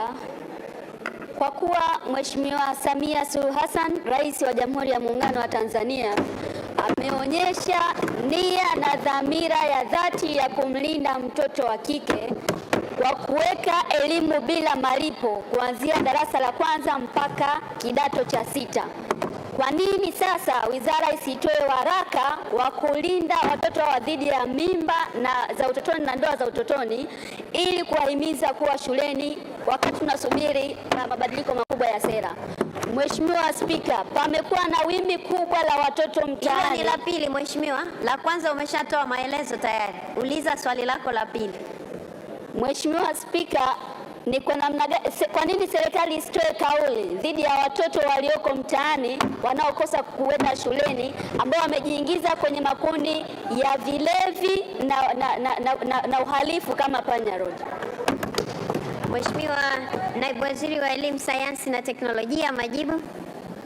Asante Mheshimiwa Spika, kwa niaba ya Waziri wa Elimu, Sayansi na Teknolojia naomba kujibu maswali mawili ya nyongeza ya Mheshimiwa Husna Sekiboko, mbunge wa viti maalum kama ifuatavyo. Mheshimiwa Spika, kama nilivyoeleza kwenye majibu yangu ya msingi kwamba sasa serikali tunafanya mapitio ya sera pamoja na sheria yetu ya elimu. Na nimeeleza hapa kwamba sheria hiyo au rasimu hiyo itakuwa tayari mwezi Disemba mwaka huu 2022. Lakini uandaaji wa miongozo anayozungumza Mheshimiwa mbunge pamoja na nyaraka mbalimbali zinategemea vile vile mwongozo kutoka kwenye sera hii. Kwa hiyo naomba tu Mheshimiwa mbunge awe na subira, kwa vile mwezi Disemba sio mbali, tutakamilisha rasimu hii na huenda hayo yote anayoyazungumza yakawemo kwenye sera pamoja na sheria yetu. Mheshimiwa Spika, katika eneo la pili, mwaka jana 2021 serikali ilishatoa waraka namba 2 wa elimu kwa mwaka 2021 ambao unahusu namna gani wanafunzi walioacha shule kwa sababu mbalimbali ikiwemo na hii ya ujauzito wanaweza kurudi shuleni. Kwa hiyo tutoe wito tu na rai kwa wadau pamoja na mamlaka mbalimbali zinazosimamia elimu kuhakikisha kwamba tunakwenda kutekeleza maagizo haya ya serikali. Nakushukuru sana Mheshimiwa Spika. Mheshimiwa Esther Nicholas Matiko, mbunge wa viti maalum, sasa ulize swali lake. Je, kwa takwimu ni wahitimu wangapi wa kada ya ualimu wa masomo ya sayansi na hesabu hawajaajiriwa tangu mwaka 2015? Elimu, sayansi na teknolojia, naomba sasa kujibu swali la Mheshimiwa Esther Nicholas Matiko, mbunge wa viti maalum kama ifuatavyo. Mheshimiwa Spika, tangu mwaka 2015 mpaka 2022 jumla ya wahitimu 33,492 wa kada ya ualimu wa masomo ya sayansi na hisabati wamehitimu mafunzo katika vyuo mbalimbali vya ualimu na vyuo vikuu. Kati yao wahitimu 13,383 wameajiriwa katika shule mbalimbali nchini tangu mwaka 2015. Aidha, wahitimu 20,109 hawajaajiriwa katika shule za serikali. Mheshimiwa Spika, serikali inaendelea kuajiri ili kukidhi mahitaji ya walimu katika shule za umma. Nakushukuru sana Mheshimiwa Spika. Mheshimiwa Esther Nicholas Matiko, swali la nyongeza. Nakushukuru Mheshimiwa Spika. Mheshimiwa Spika, dunia ya sasa ni ya sayansi na teknolojia. Hivyo kama taifa lazima tuwekeze kuhakikisha kwamba tunakuwa na walimu wa kutosha kwenye masomo haya ya sayansi na hesabu. Na kwa kuwa kuna uhaba mkubwa sana wa walimu, waliopo ni takriban 33% tu. Ni nini mkakati wa serikali madhubuti na haraka wa kuhakikisha kwamba inaajiri walimu wa kutosha ili kukabiliana na changamoto hii? Swali langu la pili, kwa kuwa wahitimu hawa ambao hawajaajiriwa tangu mwaka 2015 ni takriban 60%, na wengi wao wamekuwa wakijitolea kufundisha bila ajira rasmi, kwa nini serikali isione sasa iwape kipaumbele walimu hao wanaojitolea kwa kuajiri kwenye maeneo ambayo wanajitolea kwa sasa? Mheshimiwa Naibu Waziri wa Elimu, Sayansi na Teknolojia, majibu. Asante Mheshimiwa Spika, kwa niaba ya Waziri wa Elimu, Sayansi na Teknolojia naomba kujibu maswali mawili ya nyongeza ya Mheshimiwa Esther Nicholas Matiko, mbunge wa viti maalum kama ifuatavyo. Na nitajibu maswali yote mawili kwa mpigo. Mheshimiwa Spika, kwanza nimpongeze sana Mheshimiwa Matiko kwa ufuatiliaji wa karibu wa walimu wetu wa masomo ya science pamoja na hisabati. Lakini kama nilivyokwisha eleza kwenye majibu yangu ya msingi kwamba serikali imeendelea kutoa fursa za ajira kwa walimu hawa. Tunajua changamoto ipo na uhitaji bado upo ni mkubwa. Lakini kuondoe hofu Mheshimiwa mbunge kwamba ofisi ya Rais TAMISEMI ambayo yenye dhamana ya kuomba vibali tayari katika mwaka huu wa fedha imeshaomba kibali cha kuajiri walimu zaidi ya 42,697 ambao kipaumbele kikubwa sana tutawapa walimu wa science pamoja na hisabati na wale ambao wanaojitolea katika maeneo mbalimbali nchini. Nakushukuru sana Mheshimiwa Spika. Mheshimiwa Naibu Waziri, asante sana kwa majibu yako kwa maswali ya Mheshimiwa wabunge. Mheshimiwa wabunge, tumalizie Wizara ya Ardhi, Nyumba na Maendeleo ya Makazi. Mheshimiwa Stella Simon Fiao, mbunge wa viti maalum, sasa ulize swali lake. Je, serikali inatoa kauli gani kwa wananchi wa kata ya Majengo Tunduma waliovunjiwa nyumba zao? Swali hili limeelekezwa Wizara ya Ardhi, Nyumba na Maendeleo ya Makazi, na naibu waziri anaelekea kutoa majibu ya swali hili. Mheshimiwa Spika, kwa niaba ya Mheshimiwa Waziri wa Ardhi, Nyumba na Maendeleo ya Makazi, naomba kujibu swali namba 133 lililoulizwa na Mheshimiwa Stella Fiao kama ifuatavyo. Lakini Mheshimiwa Spika, naomba kabla sijajibu swali nitoe maelezo machache ya utangulizi. Mheshimiwa Spika, kikao cha makatibu wakuu wa nchi ya Tanzania na Zambia kilichofanyika mwezi Oktoba 2013 pamoja na mambo mengine kiliazimia kwamba alama za katikati ya mpaka, yani intermediate boundary pillars, kwa sehemu ya mpaka yenye urefu wa kilomita 50 ziongezwe ili kuzuia ongezeko la shughuli za kibinadamu, na pia eneo la hifadhi ya mpaka lipunguzwe kutoka mita 100 kwa upande zilizokuwa zinatambuliwa hapo awali hadi mita 50 kila upande. Hata hivyo, pamoja na maazimio hayo kutekelezwa, baadhi ya wananchi waliendelea kuvamia eneo la hifadhi ya mipaka kwa kujenga makazi. Mheshimiwa Spika, mwaka 2017 serikali ilitoa tamko la kuvunja nyumba zote zilizojengwa katika eneo la hifadhi ya mpaka, suala ambalo lilipingwa na wananchi 134 kwa kufungua shauri namba 195 la mwaka 2017 ya Mahakama Kuu Mbeya.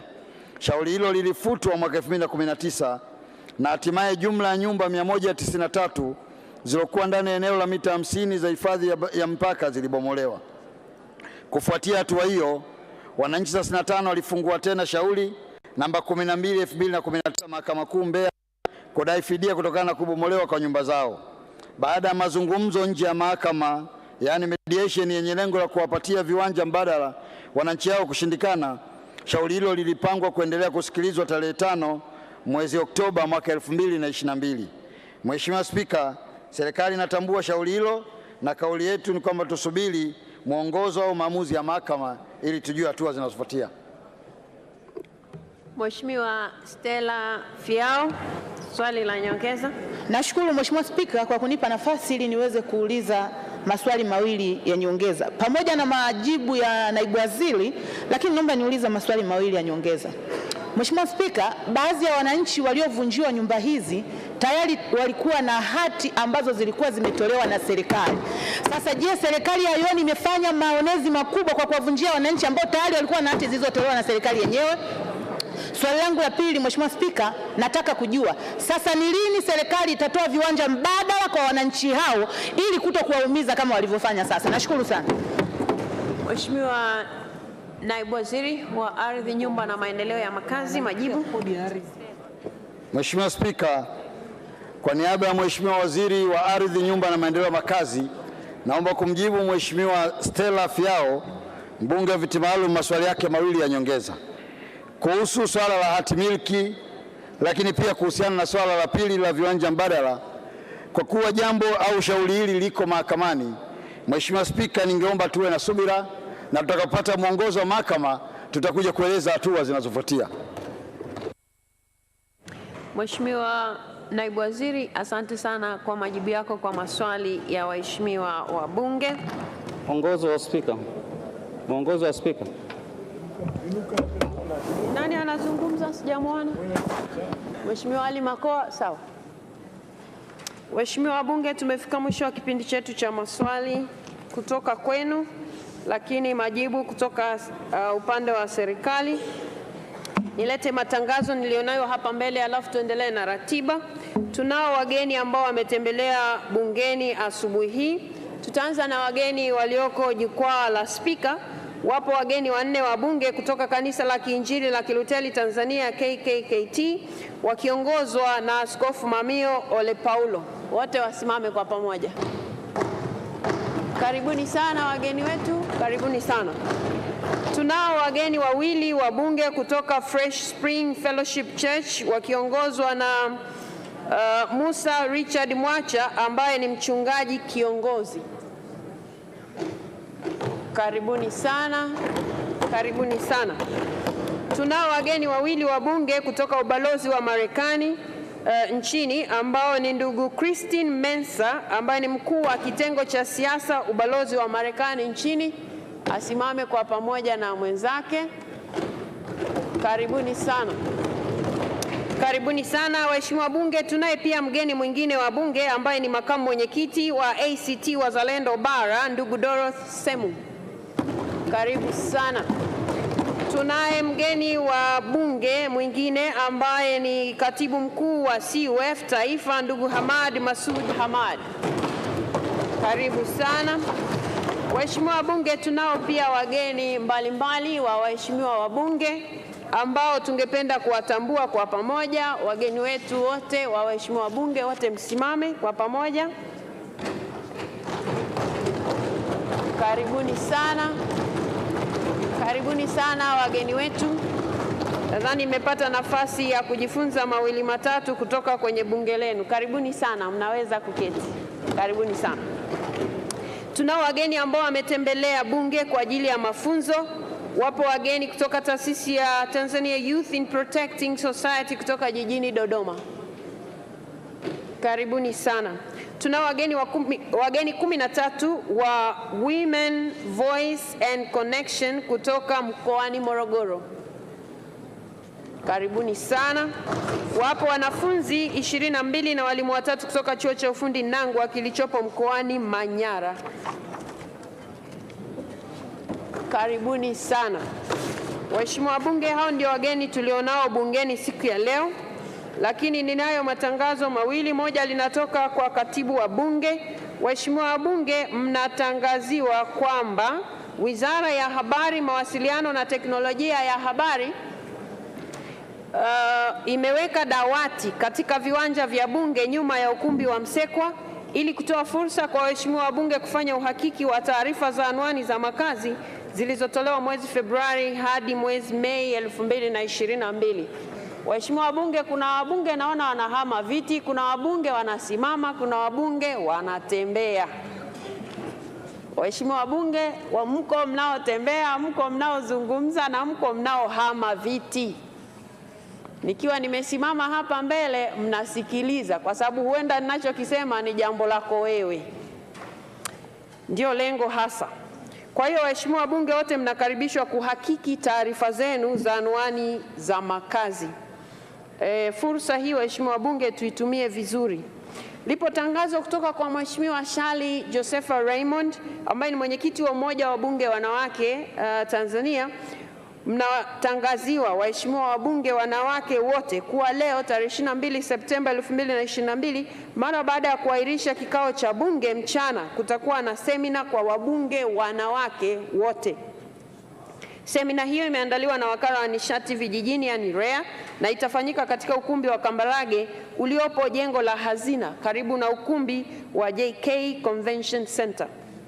Waheshimiwa wabunge, mnaombwa kuhudhuria semina hii muhimu ili muweze kuwatendea haki watu ambao mnawawakilisha hapa ndani. Waheshimiwa wabunge, baada ya matangazo hayo ya wageni tutaendelea na ratiba iliyo mbele yetu, na hapa alisimama Mheshimiwa Ali Makoa akiomba mwongozo. Kwa hivyo kabla hatujaendelea nitamsikiliza ni jambo gani ambalo limefanyika mapema leo hapa ambalo anataka kujua kama linaruhusiwa au haliruhusiwi. Mheshimiwa Ali Makoa. Asante Mheshimiwa Spika, nimesimama kwa kanuni ya 76. Mheshimiwa Spika, wakati swali langu namba 118 likijibiwa na Mheshimiwa Waziri, nilitaka kujua kama serikali ina mpango wa kubadilisha mwelekeo wa barabara ambayo imetajwa kwenye mpango wa maendeleo wa serikali wa miaka 5 na pia vile imeelekezwa na ilani ya Chama cha Mapinduzi. Sasa kwa majibu ya Mheshimiwa Waziri inaonekana kabisa wamekwenda tofauti na ilani inavyosema na mpango wa serikali. Wamechepusha barabara kule ambapo wananchi hawakutegemea kwamba itaenda kule. Sasa Mheshimiwa Spika, ninataka kujua mwongozo wako kwamba kama jambo hili la serikali kuamua kufanya mambo tofauti na mwongozo wa serikali, mpango wa serikali wa miaka 5 na ilani ya CCM. Asante Mheshimiwa Spika.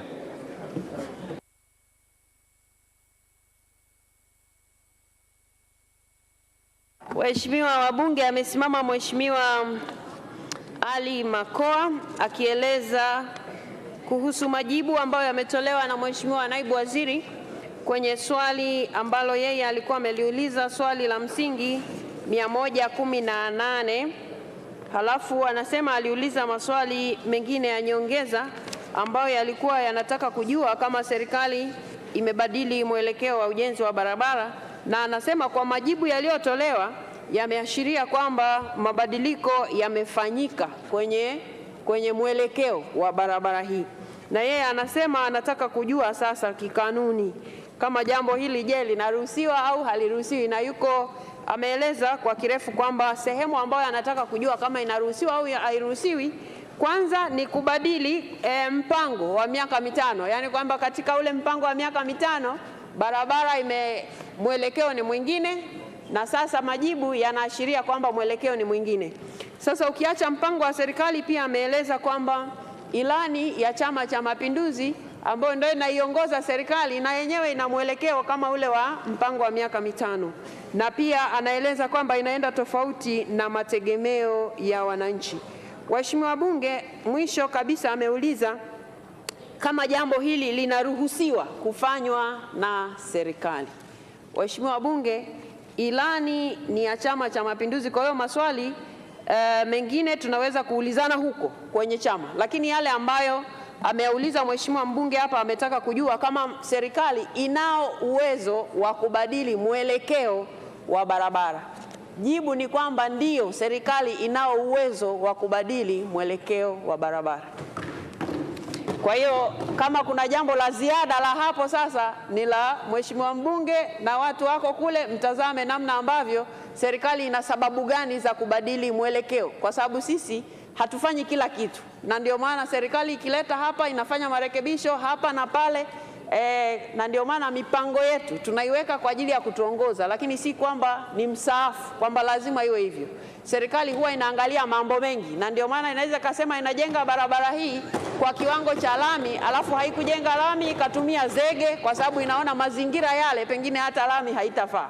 Sasa tukiweka mazingira ambayo serikali itakuwa haiwezi kufanya kubadili hata nukta, inaweza ikawa mtihani. Kwa hiyo kwa maana ya mwongozo, kwa namna majibu yalivyotoka, ndio serikali inaruhusiwa kufanya hayo mabadiliko ya mwelekeo. Sababu itakuwa nazo. Sasa kama ziliulizwa sababu, nafikiri naibu waziri angeeleza hapa sababu kwa nini wamebadili mwelekeo. Lakini kwa maana ya mwongozo wa kiti, kama inaruhusiwa au hairuhusiwi, ndio inaruhusiwa serikali kubadili mwelekeo wa barabara.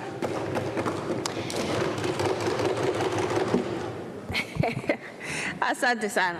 Waheshimiwa wabunge, tunaendelea na ratiba iliyo mbele yetu, na ili tuendelee na ratiba hiyo nitamwita sasa Mheshimiwa Waziri wa Nchi, Ofisi ya Waziri Mkuu, Mheshimiwa George Boniface Simbachawene, ili aweze kutoa hoja ya kutengua kanuni, ili tuweze kutoa fursa kwa ajili ya jambo linalofuata baada ya hapa. Mheshimiwa Waziri.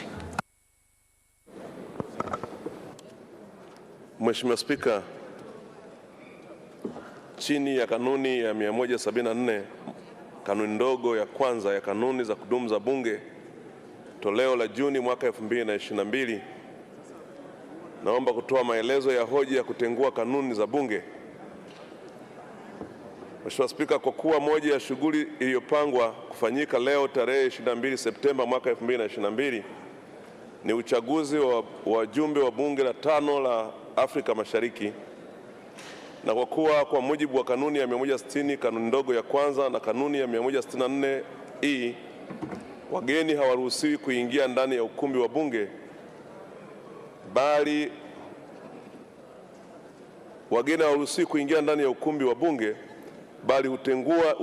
hutengewa sehemu maalum ya kukaa. Na kwa kuwa kanuni ya 10 kanuni ndogo ya pili ya nyongeza ya 3 ya kanuni za Bunge inaeleza kuwa wagombea wanaweza kuruhusiwa kuingia ndani ya ukumbi wa Bunge ili kujitambulisha, kujieleza, kuuliza na kujibu maswali pamoja na kuomba kura.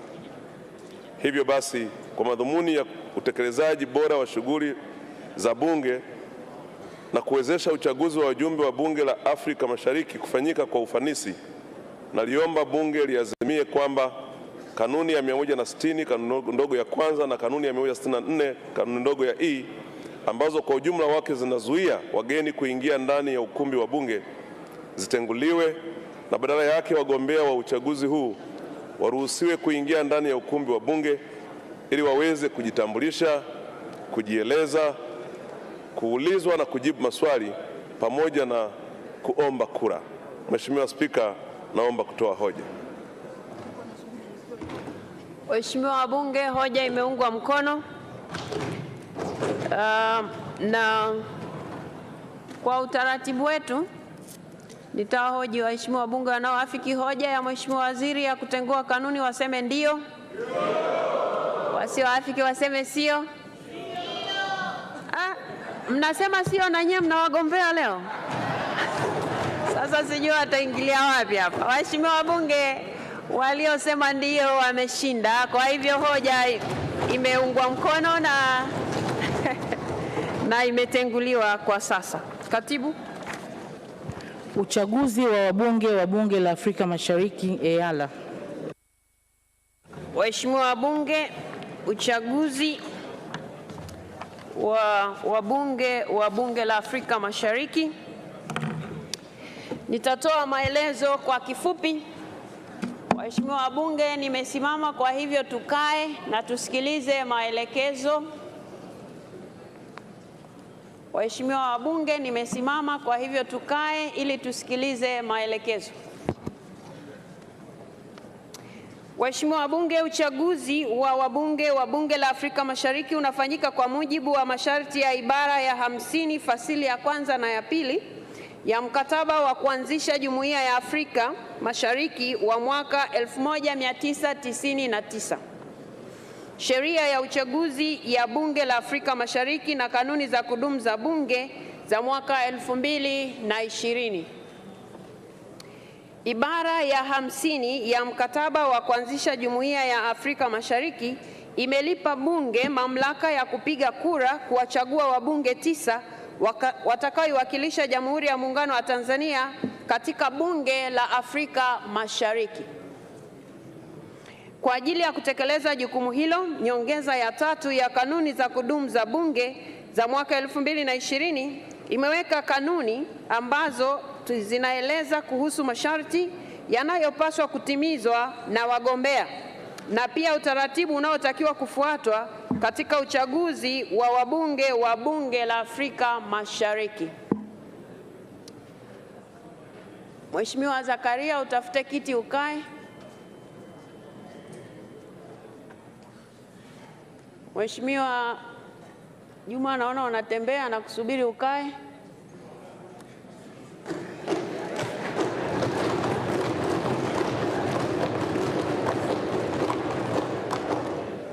Mheshimiwa Jerry Sla, nasubiri ukae. Mheshimiwa Mpina, nasubiri mkae ili niendelee. Ili kuwezesha uchaguzi huu kuanza, sasa nitamkaribisha katibu wa Bunge ambaye ndiye msimamizi wa uchaguzi huu atoe maelezo kamili kuhusu masharti na utaratibu wa uchaguzi, kisha baadaye nitatoa ufafanuzi kuhusu idadi ya kura zitakazopigwa kwa kila kundi. Katibu wa Bunge, karibu. Nashukuru Mheshimiwa Spika. Mheshimiwa Spika, uchaguzi huu unatokana na maisha ya Bunge la 4 la Afrika Mashariki kufikia ukomo wake ifikapo tarehe 17 Disemba mwaka huu 2022, ambapo kwa mujibu wa sheria ya uchaguzi wa wabunge wa Bunge la Afrika Mashariki ya mwaka 2011, nchi wanachama zinatakiwa kuchagua wabunge wa bunge linalofuata ndani ya kipindi cha siku 90 kabla ya tarehe hiyo ya ukomo. Uchaguzi huu umewekewa masharti ya kutangazwa kwenye gazeti la serikali ili tarehe ya uteuzi na tarehe ya uchaguzi viweze kujulikana kwa umma, kuwezesha vyama vyenye nia ya kudhamini wagombea vifanye hivyo. Masharti hayo yalitekelezwa ambapo tarehe 6 mwezi wa 9 mwaka huu 2022 nilitoa tangazo kwenye gazeti la serikali na vyombo mbalimbali vya habari. Mheshimiwa Spika, nafasi zilizopo ni 9 ambazo kwa mujibu wa masharti ya mkataba wa uanzishwaji wa Jumuiya ya Afrika Mashariki, kwa mujibu wa kanuni za kudumu za Bunge na mazingira ya nchi yetu, nafasi hizo hupatikana kwa kuzingatia uwiano wa idadi ya wabunge wa vyama vinavyowasilishwa bungeni, uwakilishi wa jinsia na pande mbili za muungano, na hivyo hugawanywa kwenye makundi manne kama ifuatavyo. Kundi A ni wagombea wanawake, kundi B ni wagombea kutoka Zanzibar, kundi C ni wagombea wa vyama vya walio wachache, na kundi D ni wagombea wa Tanzania bara. Mheshimiwa Spika, kwa sasa mchanganuo wa idadi ya wabunge wa bunge hili la Jamhuri ya Muungano wa Tanzania kivyama na asilimia stahiki ya viti 9 vinavyohitajika ni kama ifuatavyo. Wabunge wa Chama cha Mapinduzi wapo 365, ambayo ni sawa na asilimia 93 ya wabunge wote, na hivyo wanastahili kupata viti 8. Na wabunge wa vyama vya walio wachache bungeni wapo 27, ambayo ni sawa na asilimia 7 ya wabunge wote, na hivyo wanastahili kupata kiti kimoja. Mheshimiwa Spika, kanuni ndogo ya 5 ya nyongeza ya 3 inaelekeza kwamba kila chama cha siasa chenye sifa ya kuweka wagombea kinaweza kuwasilisha majina matatu kwa kila nafasi iliyo wazi. Hadi kufikia saa 10 kamili jioni tarehe 20 Septemba, ambayo ndio ilikuwa siku ya uteuzi, nilikuwa nimepokea jumla ya majina 21 ya wagombea kutoka vyama vya ACT Wazalendo, mgombea mmoja, Chama cha Mapinduzi wagombea 8, na Chama cha Wananchi CUF wagombea 12. Hata hivyo, mgombea mmoja wa CUF aliwasilisha taarifa ya kujitoa, na hivyo tumebaki na wagombea 20. Mheshimiwa Spika, baada ya uchambuzi uliozingatia nafasi ya viti vilivyopo, sifa za wagombea waliopendekezwa na vyama na matakwa mengine ya kisheria na kanuni, tarehe 20 Septemba, ambayo ndio ilikuwa siku ya uteuzi, niliwateua na kuidhinisha wagombea 20 kwenye makundi manne ya uchaguzi kama ifuatavyo. Kundi A, wagombea wanawake wapo 6. Anaitwa wa kwanza ndugu Angela Charles Kiziga wa Chama cha Mapinduzi. Wa pili ni ndugu Nadra Juma Mohamed wa CCM pia. Watatu ni ndugu Shogo Richard Mlozi pia wa Chama cha Mapinduzi. Wa 4 ni ndugu Sonia Jumaa Magogo wa Chama cha Wananchi CUF. Wa 5 ni ndugu Queen Juliet Lugembe wa CUF, na wa 6 ni ndugu Zainab Ham Abdu pia wa CUF. Kundi B, wagombea kutoka Zanzibar wako 5. Wa kwanza ni Dr. Abdullah Hasnu Makame wa Chama cha Mapinduzi. Wa pili ni ndugu Machano Ali Machano wa Chama cha Mapinduzi. Wa 3 ni ndugu Anderson Ndambo wa CUF. Wa 4 ni ndugu Husna Muhammad Abdalla wa CUF, na wa 5 ni Engineer Muhammad Habibu Mnyaa wa CUF. Kundi C, wagombea wa vyama vya walio wachache bungeni wako 3. Wa kwanza ni ndugu Ado Shaibu Ado wa ACT Wazalendo. Wa pili ni ndugu Jafar Saidi Mneke wa CUF, na wa 3 ni ndugu Mashaka Halfani Ngole wa CUF.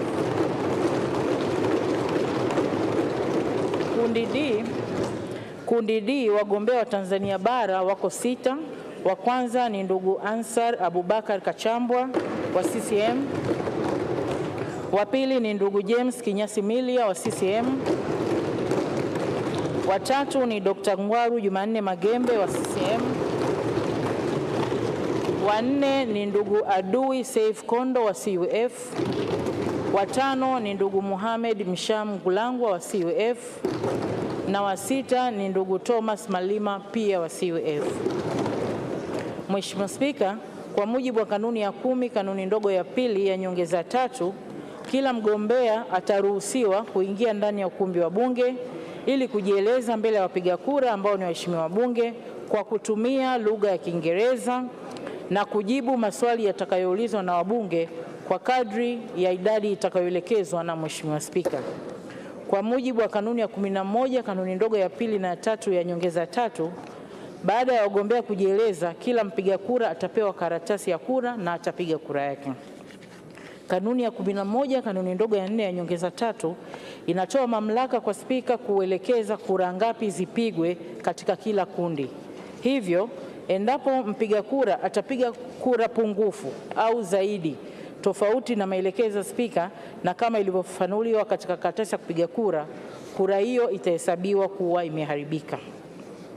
Baada ya zoezi la kupiga kura kukamilika, kwa mamlaka aliyopewa na kanuni ya 12 kanuni ndogo ya kwanza ya nyongeza ya tatu, Mheshimiwa Spika atateua wabunge wawili, ambapo mmoja ni wa kutoka chama tawala na mmoja kutoka chama cha kambi ya walio wachache, ili wawe wa mawakala wa wagombea wote kwenye zoezi la kuhesabu kura.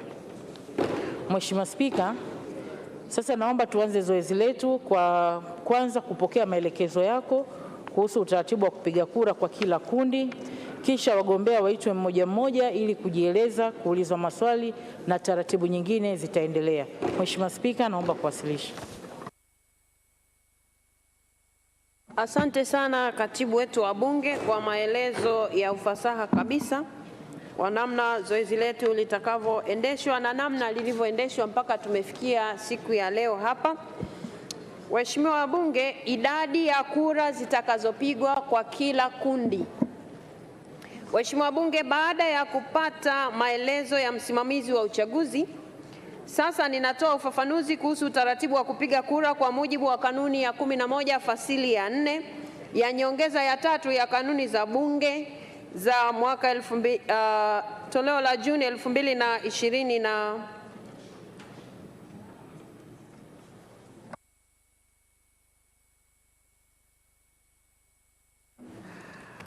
nyongeza ya tatu ya kanuni za Bunge za mwaka 2020. Kanuni hii inaelekeza kwamba Spika pamoja na mambo mengine atatoa maelezo kuhusu idadi ya kura zitakazopigwa kwa makundi yote ya uchaguzi kama yalivyotajwa na msimamizi wa uchaguzi.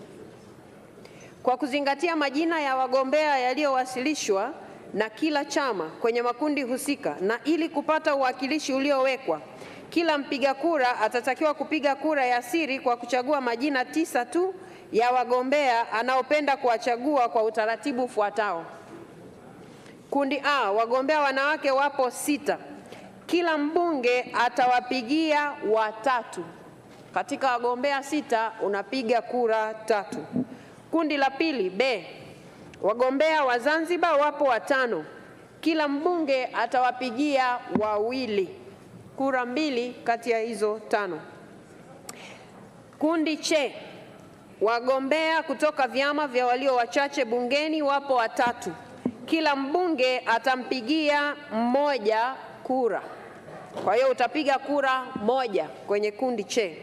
Kundi D, wagombea wa Tanzania bara wapo 6.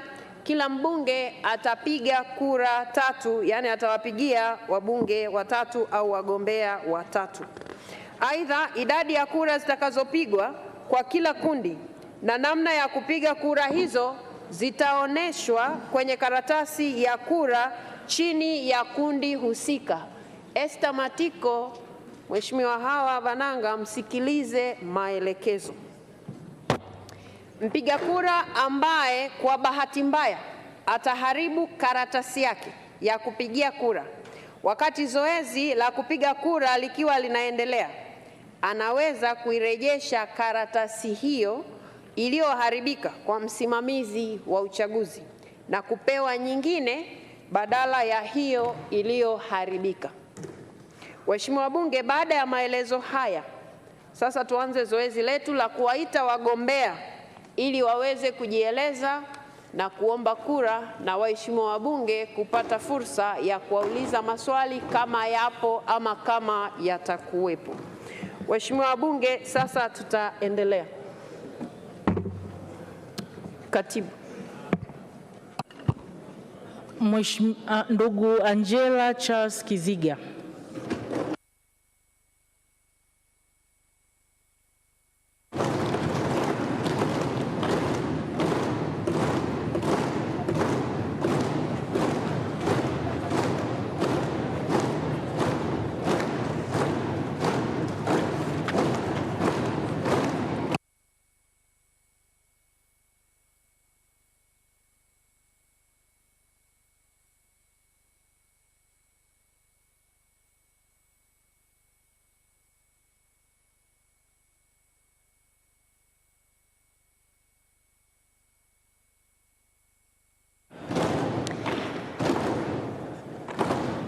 Karibu sana ndugu mgombea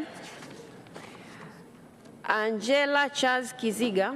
Sasa waheshimiwa wabunge, kwa sababu kanuni zetu zinatutaka tuendeshe zoezi hili kwa Kiingereza, kwa hivyo nitatoa fursa kwa mgombea wetu kujieleza kwa Kiingereza, na ninyi kama mtakuwa na maswali mtapewa fursa ya kuuliza kwa Kiingereza, na huo ndio utakuwa utaratibu. So I will take this opportunity to welcome you to the Parliament of Tanzania. And now you're given an opportunity to talk to the House, because these are the voters for the position that you're vying. Please close to the podium and ask for the votes for 3 minutes. And then members will be given a chance to ask you questions if they will have some. Please. Thank you very much, Honorable Speaker, for giving me this opportunity to stand before you and to stand before this House of Assembly. Madam Speaker, before I proceed, allow me to salute you as the Speaker of this Assembly. Allow me also to salute Honorable Prime Minister, who is the government leader of this Assembly. Allow me also, Honorable Speaker, to salute honorable ministers who are present here today and deputy ministers who are present here today, but for those who are available. Madam Speaker, allow me also to salute both honorable members of this Assembly, 366 members from the ruling party Chama cha Mapinduzi, and 19 members from opposition, for those who are present today, Madam Speaker. Allow me also to recognize honorable members from ACT Wazalendo, 4 of them, but for those who are available today, and 3 members from CUF, for those who are present here. Allow me also, Honorable Speaker, to recognize Honorable Attorney General, my brother Felesh, who is also part of this Assembly. Madam Speaker, after that short recognition, allow me to salute you all in the name of Almighty God. Assalamu alaikum. Madam Speaker, allow me also to introduce myself. My name is Angela Charles Kiziga, aged of 49 years, Madam Speaker.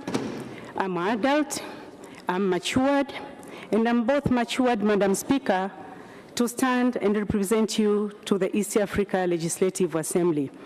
But I'm also, Madam Speaker, matured enough in diplomatic matters and also in political matters. Madam Speaker, I just want to assure you that I'm capable enough to stand and defend national interest to the East African Legislative Assembly.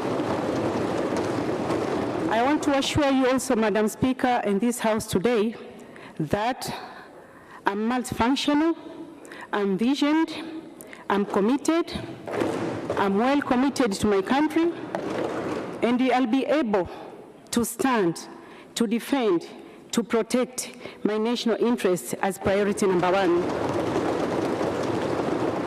to the East African Legislative Assembly. Not only that, Madam Speaker, I'm also very loyal to my country. I want to assure you, Madam Speaker, that I'm well determined, and I want to assure you also this House. 2012, when I stood up here, same house, same place.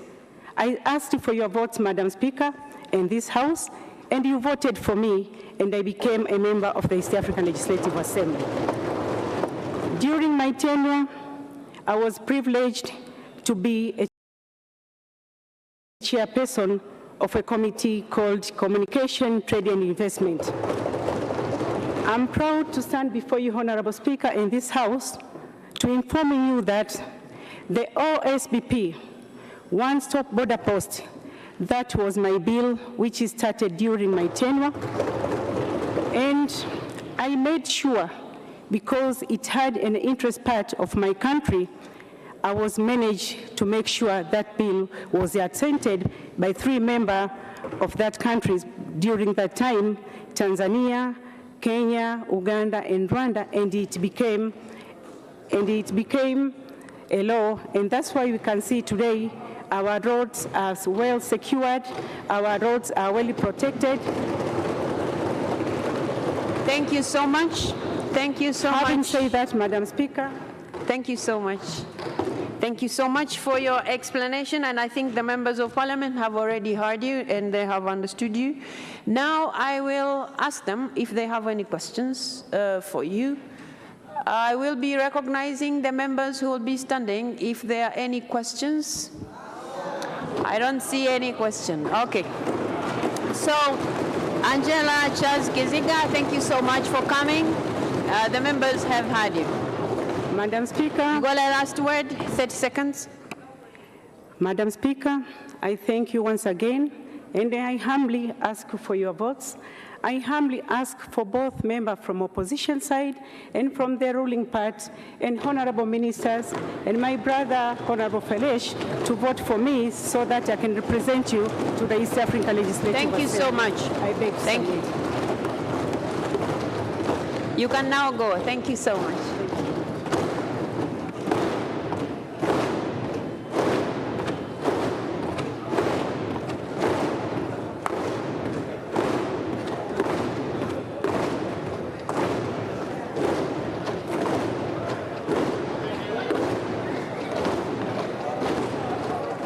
Katibu, tuendelee.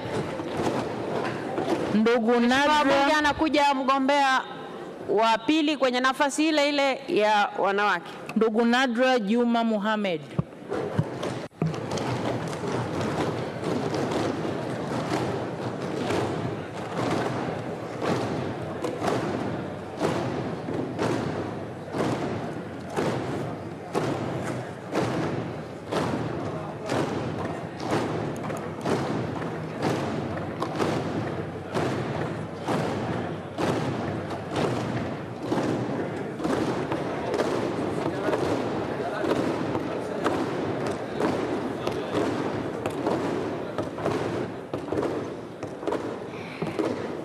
Nadra Juma Mohammed, you're welcome to the House.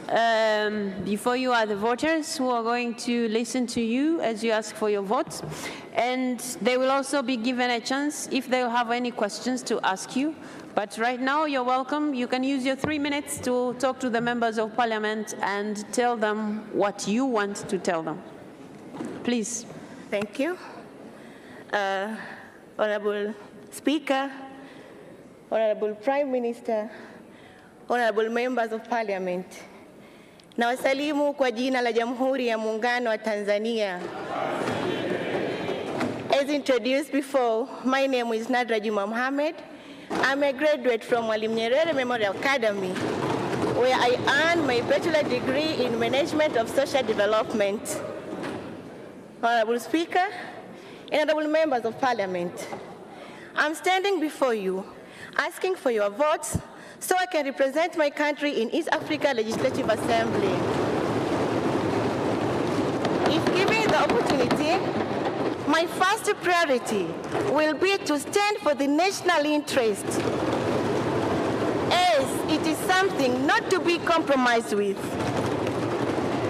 Secondly, I will be in a front line to emphasize that peace and harmony is maintained among the member states. Honorable Speaker, honorable members of Parliament, I humbly ask for your votes. Thank you.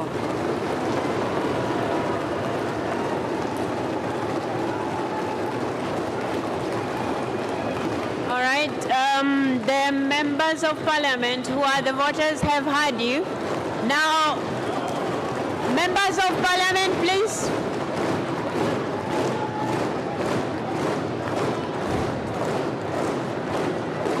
Thank you so much. Thank you so much. Thank you. So I'll give the members an opportunity if they have any questions. Thank you very much. There is none? Okay. Thank you so much. You can use 30 seconds to wind up. Okay.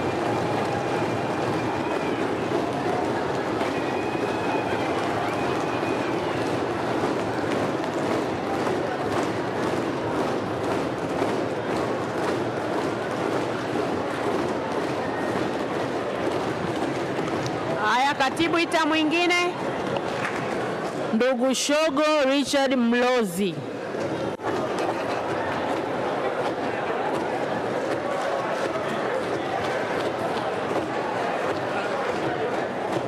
Naomba aingizwe ndani ndugu Shogo Richard Mlozi. Waheshimiwa wabunge, niwaombe jambo moja. Waheshimiwa wabunge, niwaombe jambo moja. Mgombea akishatoka, tukishamaliza kushangilia tutulie ili mwingine aweze kusikia kuingia ndani. Haya, katibu, mgombea anayefuata. Ndugu Shogo Richard Mlozi.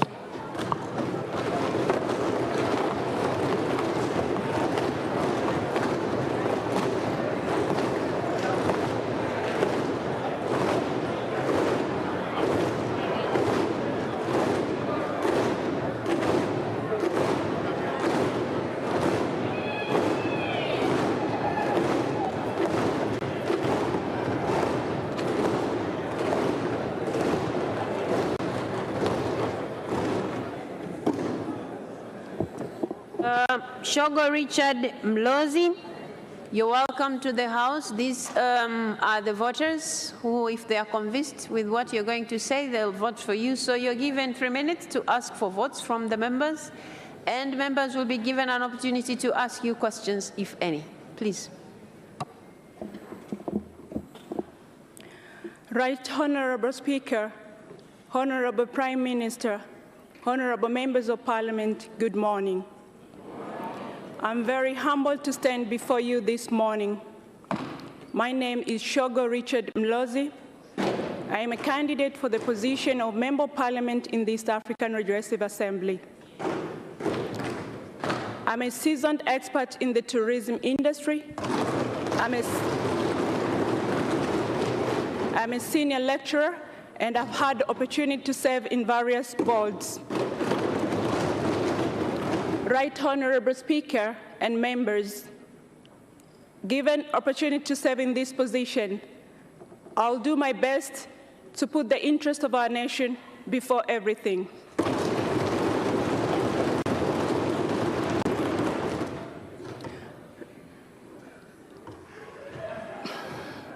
Right Honorable Speaker and members, I'd like to talk to you about a number of areas that I'd like to put my interest in. The first area is business opportunities and investment. The existence of East African community has posed a very competitive environment for doing business. East Africa has a lot of potential from agriculture, mining, energy, infrastructure, and tourism investment opportunities. The focus here is on the areas where other partner states have direct stake. From a business perspective, all businesses are linked to tourism industry, foreign direct investment, and shared trading and services. Right Honorable Speaker and members, I am very inspired and moved by Her Excellency Samia Suluhu Hassan, our President's noble work in reviving our economy and opening up our economy to foreign and local direct investment through the Royal Tour program. These initiatives have had a very huge impact to our economy and has positioned Tanzania as a very competitive destination. The question is, how do we make that competitiveness sustainable? Also, the question is, how do people of Tanzania take advantage of those opportunities within the East African region?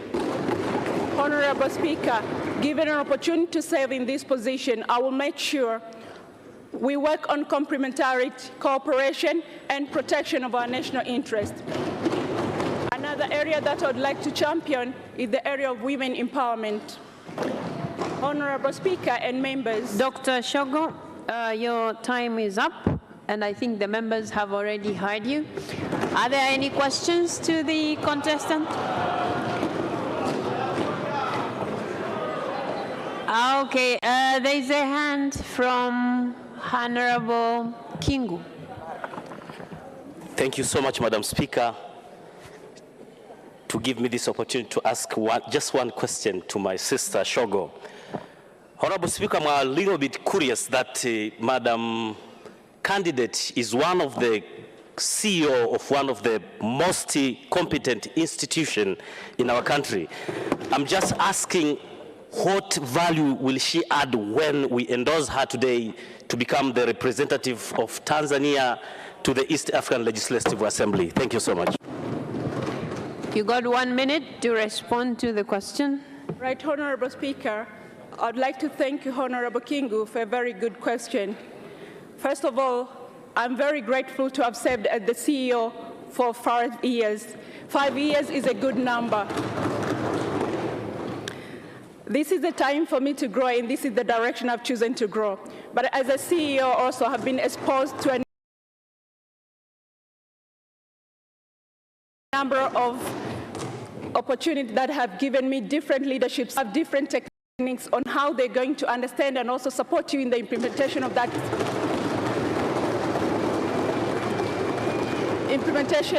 vision. In doing so, you need to have the lobbying skills, the negotiation skills, and networking skills. That's not only the case. As the CEO, you always have to make decisions which are tough. In order to make this decision, you need to be a critical thinker and to make a detailed analysis before you make any decision. Thank you so much. As a CEO, I've had an opportunity to be in different platforms with different executives and diplomats. That has given me a sense of deep self-awareness to know what to say, when to say, and how to say it. Dr. Shogo, that's enough. Thank you so much. Members, I don't see any other hands, so there are no more questions. So thank you so much for the explanation you have given, and I'm sure the members of Parliament have understood. Thank you, and please vote for me.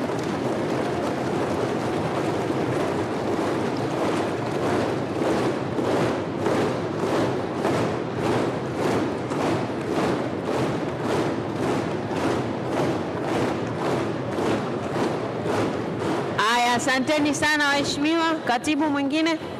Ndugu Sonia Juma Magogo.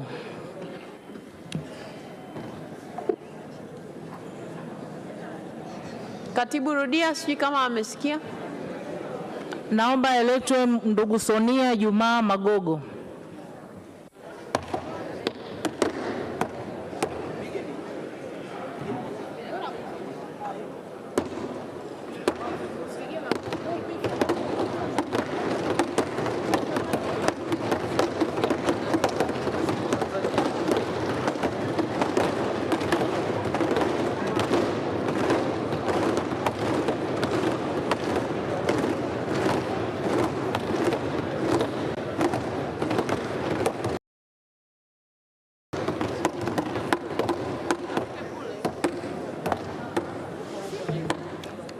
Sonia Juma Magogo, you're welcome to the Parliament of Tanzania, who the voters in this case, but you're a candidate for the EALA membership. So you will be given 3 minutes to ask for votes from the members, and also the members will have an opportunity to ask you questions should they have any. Please. Thank you, Honorable Speaker. Honorable Deputy Speaker, Honorable Prime Minister, Honorable Members of Parliament, good morning. In front of you is Sonia Juma Magogo, contesting for the post in East Africa Legislative Assembly. Academically, I have a master's degree in business administration from Mzumbe University. I also have postgraduate diploma in management of foreign relations from Center of Foreign Relations, Kura. I also have an advanced diploma in business administration and management from CBE. I was a member of Parliament, special seats, from 2015 up to 2020. and currently I am a Principal Compliance Officer from NSSF. With that short introduction, honorable members of Parliament, I stand in front of you to ask for your vote, to ask for your permission. I am capable and I'm ready to represent my country in that regional integration. I am a trained diplomat. I will bring back positive results to our country. Thank you very much.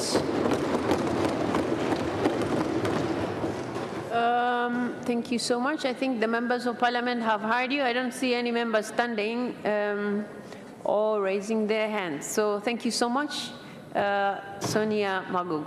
Thank you. Thank you, Honorable Speaker. You're free to leave now. Thank you. Thank you.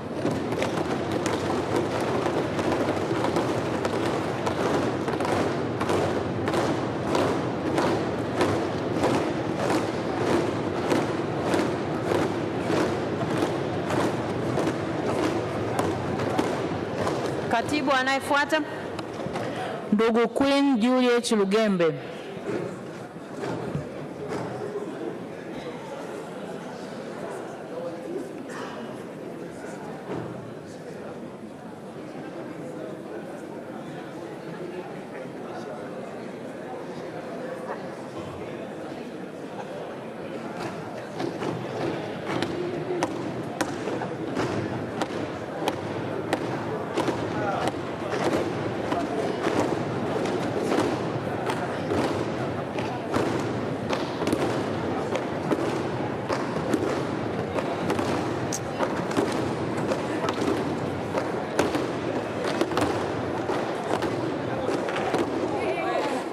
Queen, this side.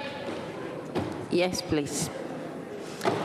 Okay, Queen Juliet Lugembe, you're welcome to the House, and before you are the members of Parliament who are likely to vote for you if they are convinced with what you're going to tell them. So you have 3 minutes to convince them to vote for you. Why do you want to become a member of the East Africa Legislative Assembly?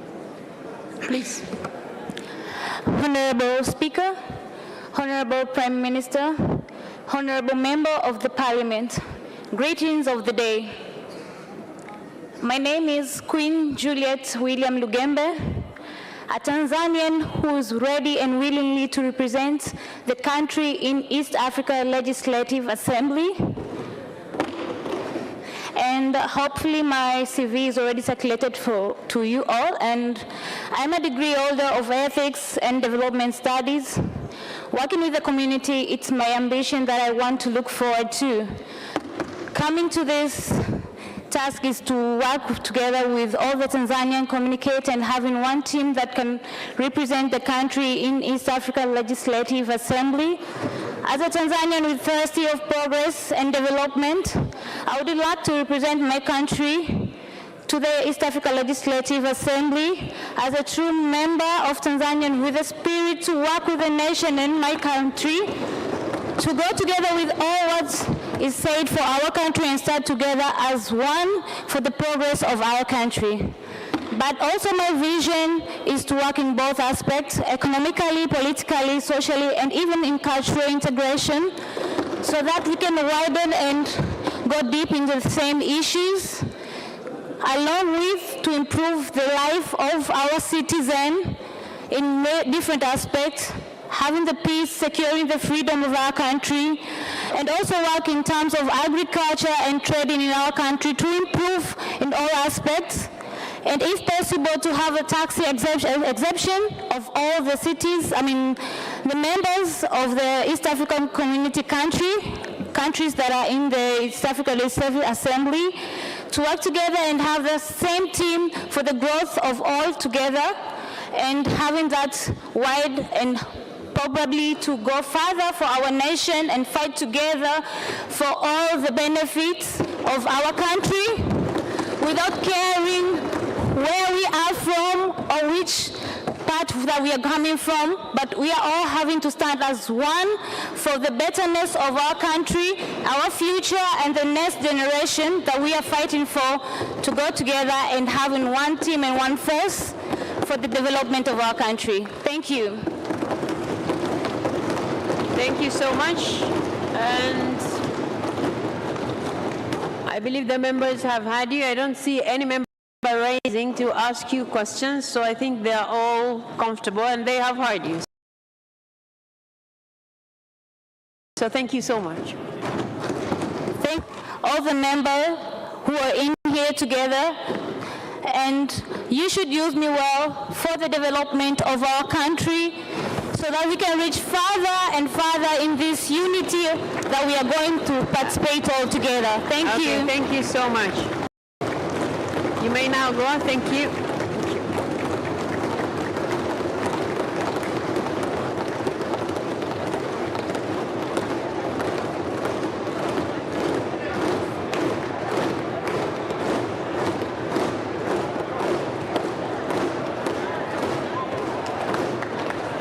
Katibu anayefuata.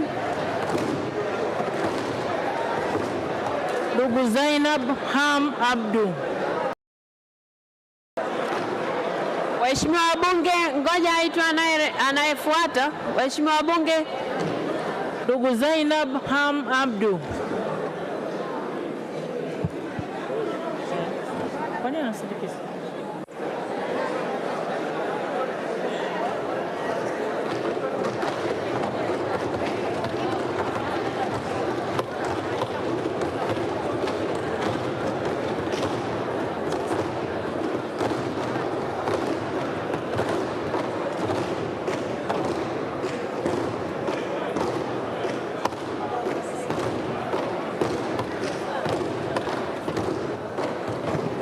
Okay, so Zainab Ham Abdul, you're welcome to the Parliament of Tanzania, and these are the members of Parliament who will be voting for you, should they be convinced with what you're going to say. So you're given 3 minutes to express yourself before them, please. Thank you. Honorable Speaker, Honorable Prime Minister, honorable members of the Parliament, ladies and gentlemen, good morning. In front of you, I'm Zainab Ham Abdul, contesting for the position to become a member of East Africa Legislative Assembly representing our country. Therefore, it is my mission to stand on my feet to serve our country and the East Africa community by representing the EAC views at large, including the following, to mention but a few. Firstly, strengthening common markets and political stability among the East African countries. Secondly, stabilization of single customs administration system, for example, harbors, ports, industries. All of these should be put together so that to remove the separation or segregation between one country and another. Although I have 28 years old, a person with disability, yet I believe that I am the right person to fit to this position. Dear honorable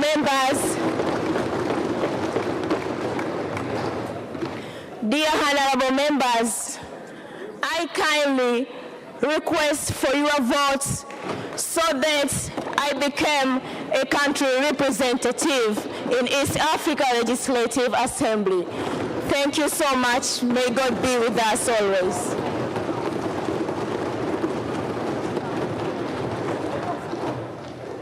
Okay, thank you so much, Zainab Ham Abdul. I don't see any member raising to ask you questions. I believe they have understood you. You got 30 seconds to wind up, and then you may take your leave. 30 seconds. If you have anything to say, then you can go. Members of Parliament don't have any questions.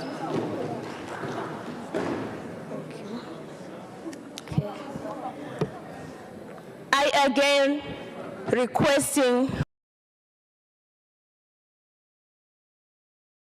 humbling for your votes, honorable member. You may now go. You may take your leave. Thank you. Thank you.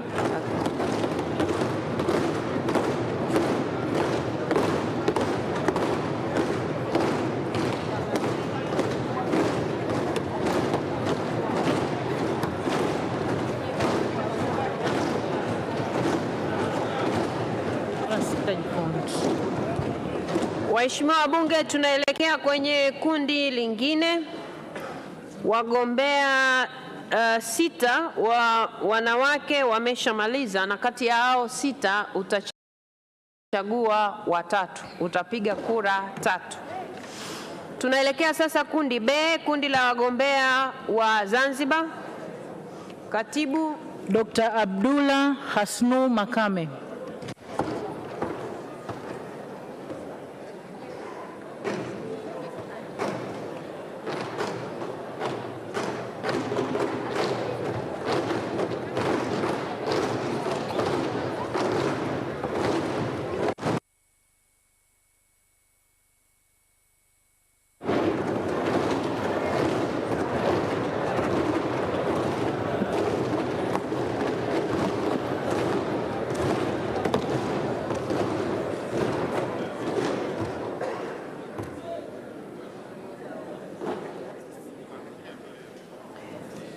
Dr. Makame, you're welcome to the Parliament of Tanzania. And before you are the voters. In the event they are convinced with what you're going to say, which you have only 3 minutes to express yourself, but yeah, ask for the votes from them, since you have indicated interest in going to represent Tanzania to the East Africa Legislative Assembly. Please. Thank you very much, Right Honorable Speaker, for giving me the opportunity to address this August House and request for my votes. Right Honorable Speaker, I'd like to request your indulgence just for a few seconds to greet the August House in Kiswahili. And the greeting is to greet the honorable members of this August House. Shikamoni, waheshimiwa wabunge. Shikamoni. Mheshimiwa Waziri Mkuu, shikamoo. Thank you very much, Right Honorable Speaker. Having said that, Madam Speaker, I am a member of the East African Legislative Assembly who was very fortunate to be elected by this August House in 2017. So coming here for the second time is an opportunity to me, a privilege which many people did not receive, Madam Speaker. So I'm very thankful to your House. I'm thankful to my party, Chama cha Mapinduzi, for endorsing me with majority votes. Madam Speaker, during my tenure as a member of the East African Legislative Assembly, I served as the chairperson of the Tanzanian chapter for the first 2.5 years, and subsequently I served as which I'm continuing to serve as the chairperson of the Committee on Agriculture, Tourism and Environment and Natural Resources.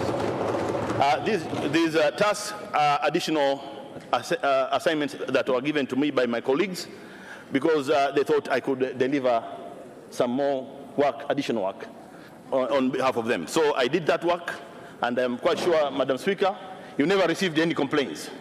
But also, during the tenure in the East African Legislative Assembly, we did some work. We did pass some bills, we did pass some, make some resolutions, but more also we have some social activities, maybe in terms of games. And you know that, Madam Speaker, we participate. Thank you so much. They have heard you.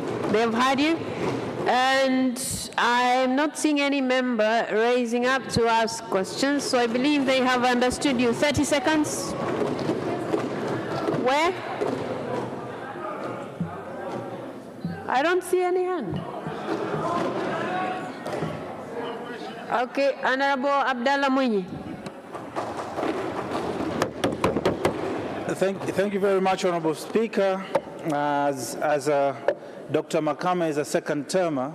I didn't want to let him leave before he can answer a few questions. Dr. Makame, could you please explain to this August Assembly, what would you say are the fundamental challenges that you have faced during your first term of office, and what needs to be done to ensure that those challenges are alleviated? I thank you. Thank you very much, Wait a second. You have to be called before you start speaking. Dr. Makame, please respond to the question. Thank you very much, Madam Speaker. This is a question asked to me by a member emeritus of the East African Legislative Assembly. He served for 10 years there. And it's a very good question, I would say, because in life, you don't live without challenges. So we have some challenges. And specifically, we had some challenges with regards to the integration of EAC. And we are looking at creating an environment that would enable the participation and the functioning of the private sector. That is a general issue, because we are seeing the challenges in business, much as the business people are doing business, but there are issues of non-tariff barriers. That's a general issue in the EAC. But in terms of us, also, Madam Speaker, with our the chapter, we need to have closer links with the National Assembly. I'm not saying that we don't have, but we'd like to improve the links with the National Assembly so that we have greater cooperation and report more frequently. That's, I think, the short response. Thank you so much. And the members, I think they have understood you. 30 seconds to wind up. Thank you much, Madam Speaker. Now, having said what I have said, the only thing which is remaining is to request your August House through you, Madam Speaker, but the members as well, and your own vote, Madam Speaker, the vote of the Right Honorable Prime Minister and my former Minister of Foreign, Honorable Dr. Ndubaru, and all members, because he groomed us while we were in the EAC. Thank you, Madam Speaker. Thank you. Thank you so much. You may now take your leave. Thank you so much.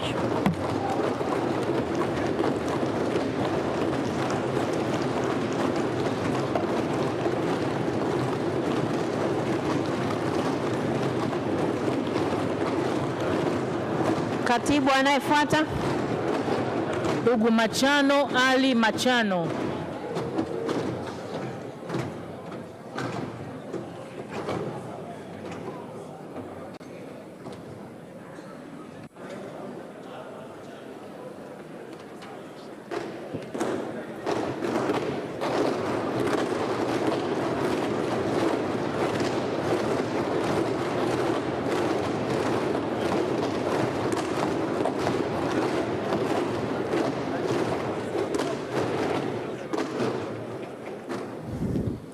Machano Ali Machano, before you are the voters, and in the event they are convinced with what you're going to say, they'll vote for you. So you're given 3 minutes to prove yourself to the members why they should vote for you. Please. Thank you very much, Honorable Speaker of the Parliament of the United Republic of Tanzania, Your Excellency Dr. Tulia Ackson, Your Honorable Deputy Speaker of the glorious Parliament of the United Republic of Tanzania, Your Excellency Musa Azan Zungu, Honorable Prime Minister of the United Republic of Tanzania, Your Excellency Majaliwa Kassim Majaliwa, Honorable members of the Parliament, ladies and gentlemen, Assalamu alaikum. Honorable Speaker, member of the Parliament, in front of you is Mr. Machano Ali Machano. I'm 34 years old. Currently, I'm Legal Officer, Minister of Blue Economy and Fisheries of the Revolutionary Government of Zanzibar. I'm working at Pemba main office. Honorable Speaker, I'm here in front of you because I'm running for the member of East Africa Legislative Assembly. Honorable Speaker, I have made decision to contest this post because I want to represent my country in East Africa Legislative Assembly. In respect to that, I want to air out various opportunities available in our country to the other East African member states. In addition to that, I want to strengthen the historical relationship between Tanzania and other East African member states. Honorable Speaker and member of the Parliament, I know the respect and position of our country in East Africa, Africa, and the world at large. I also know the respect and seriousness of the post I'm contesting for. And finally, I know the respect of this organ, the glorious Parliament of the United Republic of Tanzania. I humbly and respectively promise you that I will never let you down. Please vote for me. Please invest, Honorable Speaker and dear members of the Parliament, I kindly request you, invest your trust to me. I will never let you down. I will never, ever, forever spoil the image of our country. Honorable Speaker, please, I ask for your vote. Honorable Prime Minister, I honestly asking for your vote. Honorable members from various constituencies, from Zanzibar mainland, Tanzania mainland, and Zanzibar, I'm asking for your vote. Honorable members of this Parliament, from special seats, CCM and others, I kindly request for your vote. Thank you so much, Mr. Machano. Thank you so much. Thank you so much. Thank you. The members have already heard you, and I am not seeing any member raising up to ask you questions. And since you have already requested for the votes, you can use 30 seconds to wind up, and then you can leave. 30 seconds to wind up. Honorable Speaker, thank you very much. Being back to the respective country, I request for your vote. I confidently promise you that you will never, I confidently promise you that you will never regret your decision you are going to make. Thank you very much. Thank you. Thank you.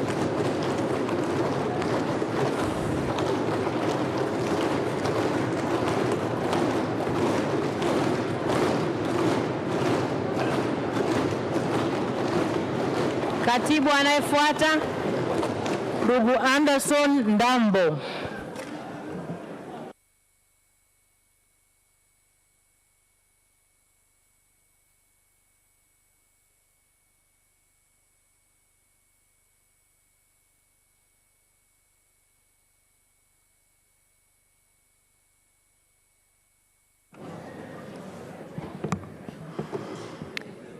Mr. Anderson Emmanuel Ndambo, you're welcome to the Parliament of Tanzania. And before you are the members of Parliament who are going to vote for you when they are convinced that you can represent the country well at the East Africa Legislative Assembly. You have got 3 minutes to prove yourself to the members. Please. Thank you, Honorable Madam Speaker. Thank you, Honorable Prime Minister. And thank you, honorable members of this Parliament. Ladies and gentlemen, good morning. First of all, I would love to express my deep, sincere gratitude for me being part of this election process. As for me, this reflects the ideas of youth empowerment, deepening and widening democracy values in this country. Honorable members, tracing back the history of East African community since 1948 until 2000, when the current East African community was re-established, through its falls and rise, there is one great lesson we got, that economy was the major primary reason for the establishment of East African community, and probably most in the rest of the regional integration around the world. And this is because, members, most countries, especially in Africa, have been struggling to overcome the challenges of small market, lack of technology, scarcity of resources, and probably in the modern world, the new trend of international aid which prefer mostly the regional development project instead of individual state development projects.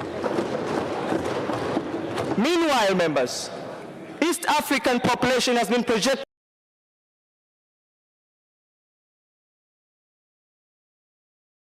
by International Monetary Organization will be dwelling in East Africa. On the ground, AEC members are struggling while facing the high increased rate of unemployment, which mostly affecting the young people who are projected who are projected to reach to 70% by 2025. The above analysis suggests something very concisely, that if we keep and continue thinking as an individual state rather than a regional bloc on addressing issues affecting our people, then we should be prepared for the wars to come. Honorable members, we have issues in politics. Political intra-conflict between member states. Likely, Uganda versus Rwanda, Rwanda versus DRC Congo. We have a very huge gap of democracy standard values in East African members that affect their unification and jeopardizing the dream of East African Federation. And that affect the performance and implementation of protocols on place we have currently in pushing trade cooperation between members. Honorable members, I understand Dambo.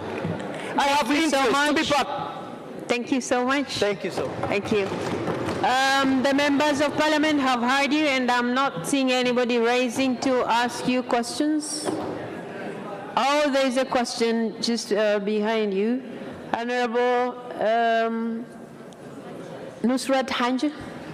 Thank you, Madam Speaker. Mr. Henderson, I remember back in high school when you were the Speaker of the student government in Benjamin Mkapa, and I was the Vice President of Benjamin Mkapa student government. What are you telling your fellow youth when you become a member of East African Legislative Assembly? How are they going to benefit from you as a young person being a member of East African Legislative Assembly? Thank you. Okay, you got 1 minute to respond to the question. Thank you, Madam Nusrat Hanje, for the very great question. I understand the statistics shows the population of East Africa, the more we go, youth are constituting to 70% of the entire population. It means, it also, I believe, this is a very huge platform that will give me a chance to explore and to push the agenda that affect the development of youth agendas that will affect in a different aspect, economically and socially and politically angles. Thank you. Thank you so much. There are no more questions, so 30 seconds to wind up, and then you may go. Again, honorable members, Anderson Dambo, my name. I believe I can be the right person. I've got capabilities to protect and promote the interest of our country for the development of East African. Please, I'm asking you again to vote and elect me to be a country representative to the East African Legislative Assembly. Thank you very much. Thank you so much. You may take your leave now. You may go. Thank you so much.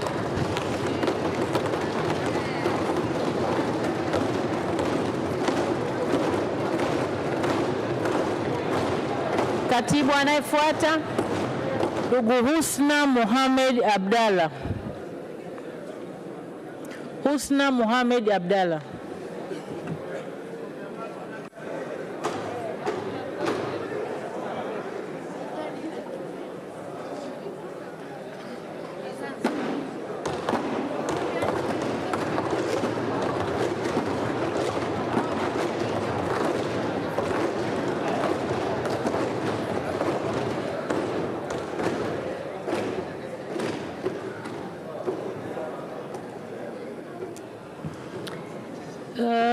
Ms. Husna Mohamed Abdalla, you're welcome to the House, whose members are going to vote for you when they're convinced with what you're going to say. So you're given 3 minutes to convince the members why they should vote for you to be a country's representative to the East Africa Legislative Assembly. Please. Thank you so much, Honorable Speaker, Honorable Prime Minister, Honorable dear members of Parliament. As I introduced by Madam Speaker, my name is Husna Mohamed Abdalla. I'm 39 years old. I am degree holder of procurement and supply management. I'm standing here as a candidate of East Africa Legislative Assembly, as we know that East Africa Legislative Assembly is the one among the organ of East Africa community which faced by some challenges, and so we have to select the smart person who have the ability to solve the challenges, and I ensure you that I am a smart. Honorable Speaker,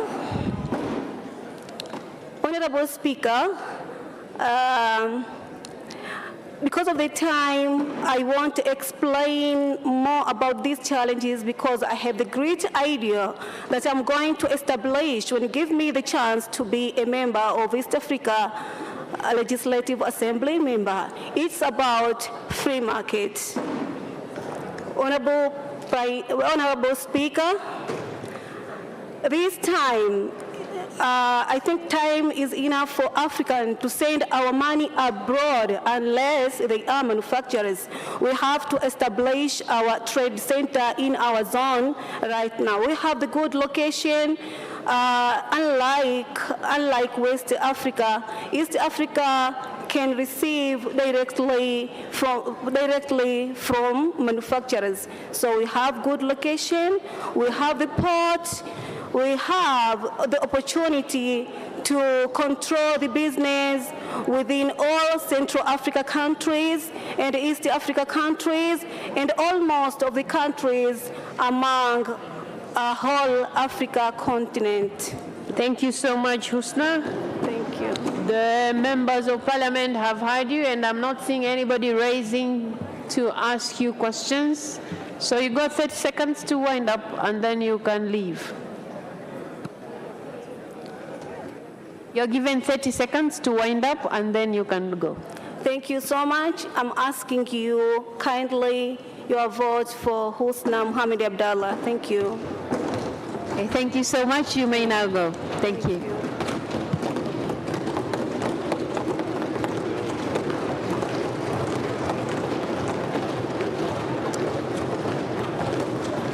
Katibu anayefuata, Engineer Mohamed Habib Mnya.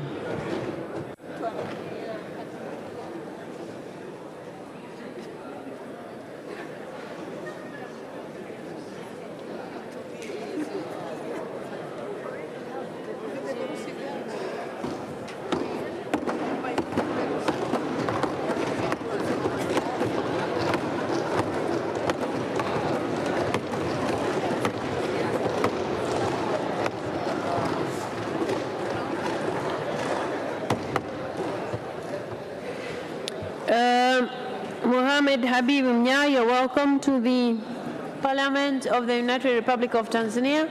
And before you are the voters, who, if they're convinced, they'll vote for you. So you're given 3 minutes to convince them why they should vote for you. Please.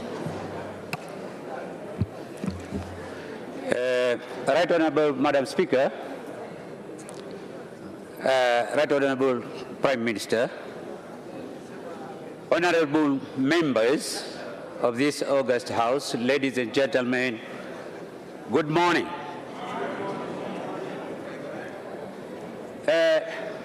My name is Engineer Mnya. At the moment, I'm a member of EALA 4, who is completing my tenure by 17th December this year. I stand before you here humbly to ask for your vote. I'm contesting for the second time for the two main reasons. One, that if you elect me to be there for the second time, I'll be increasing the institutional memory from the members of United Republic. But secondly, in this integration, the two remaining pillars are very tough ones, which are the monetary union and the political federation. From my experience,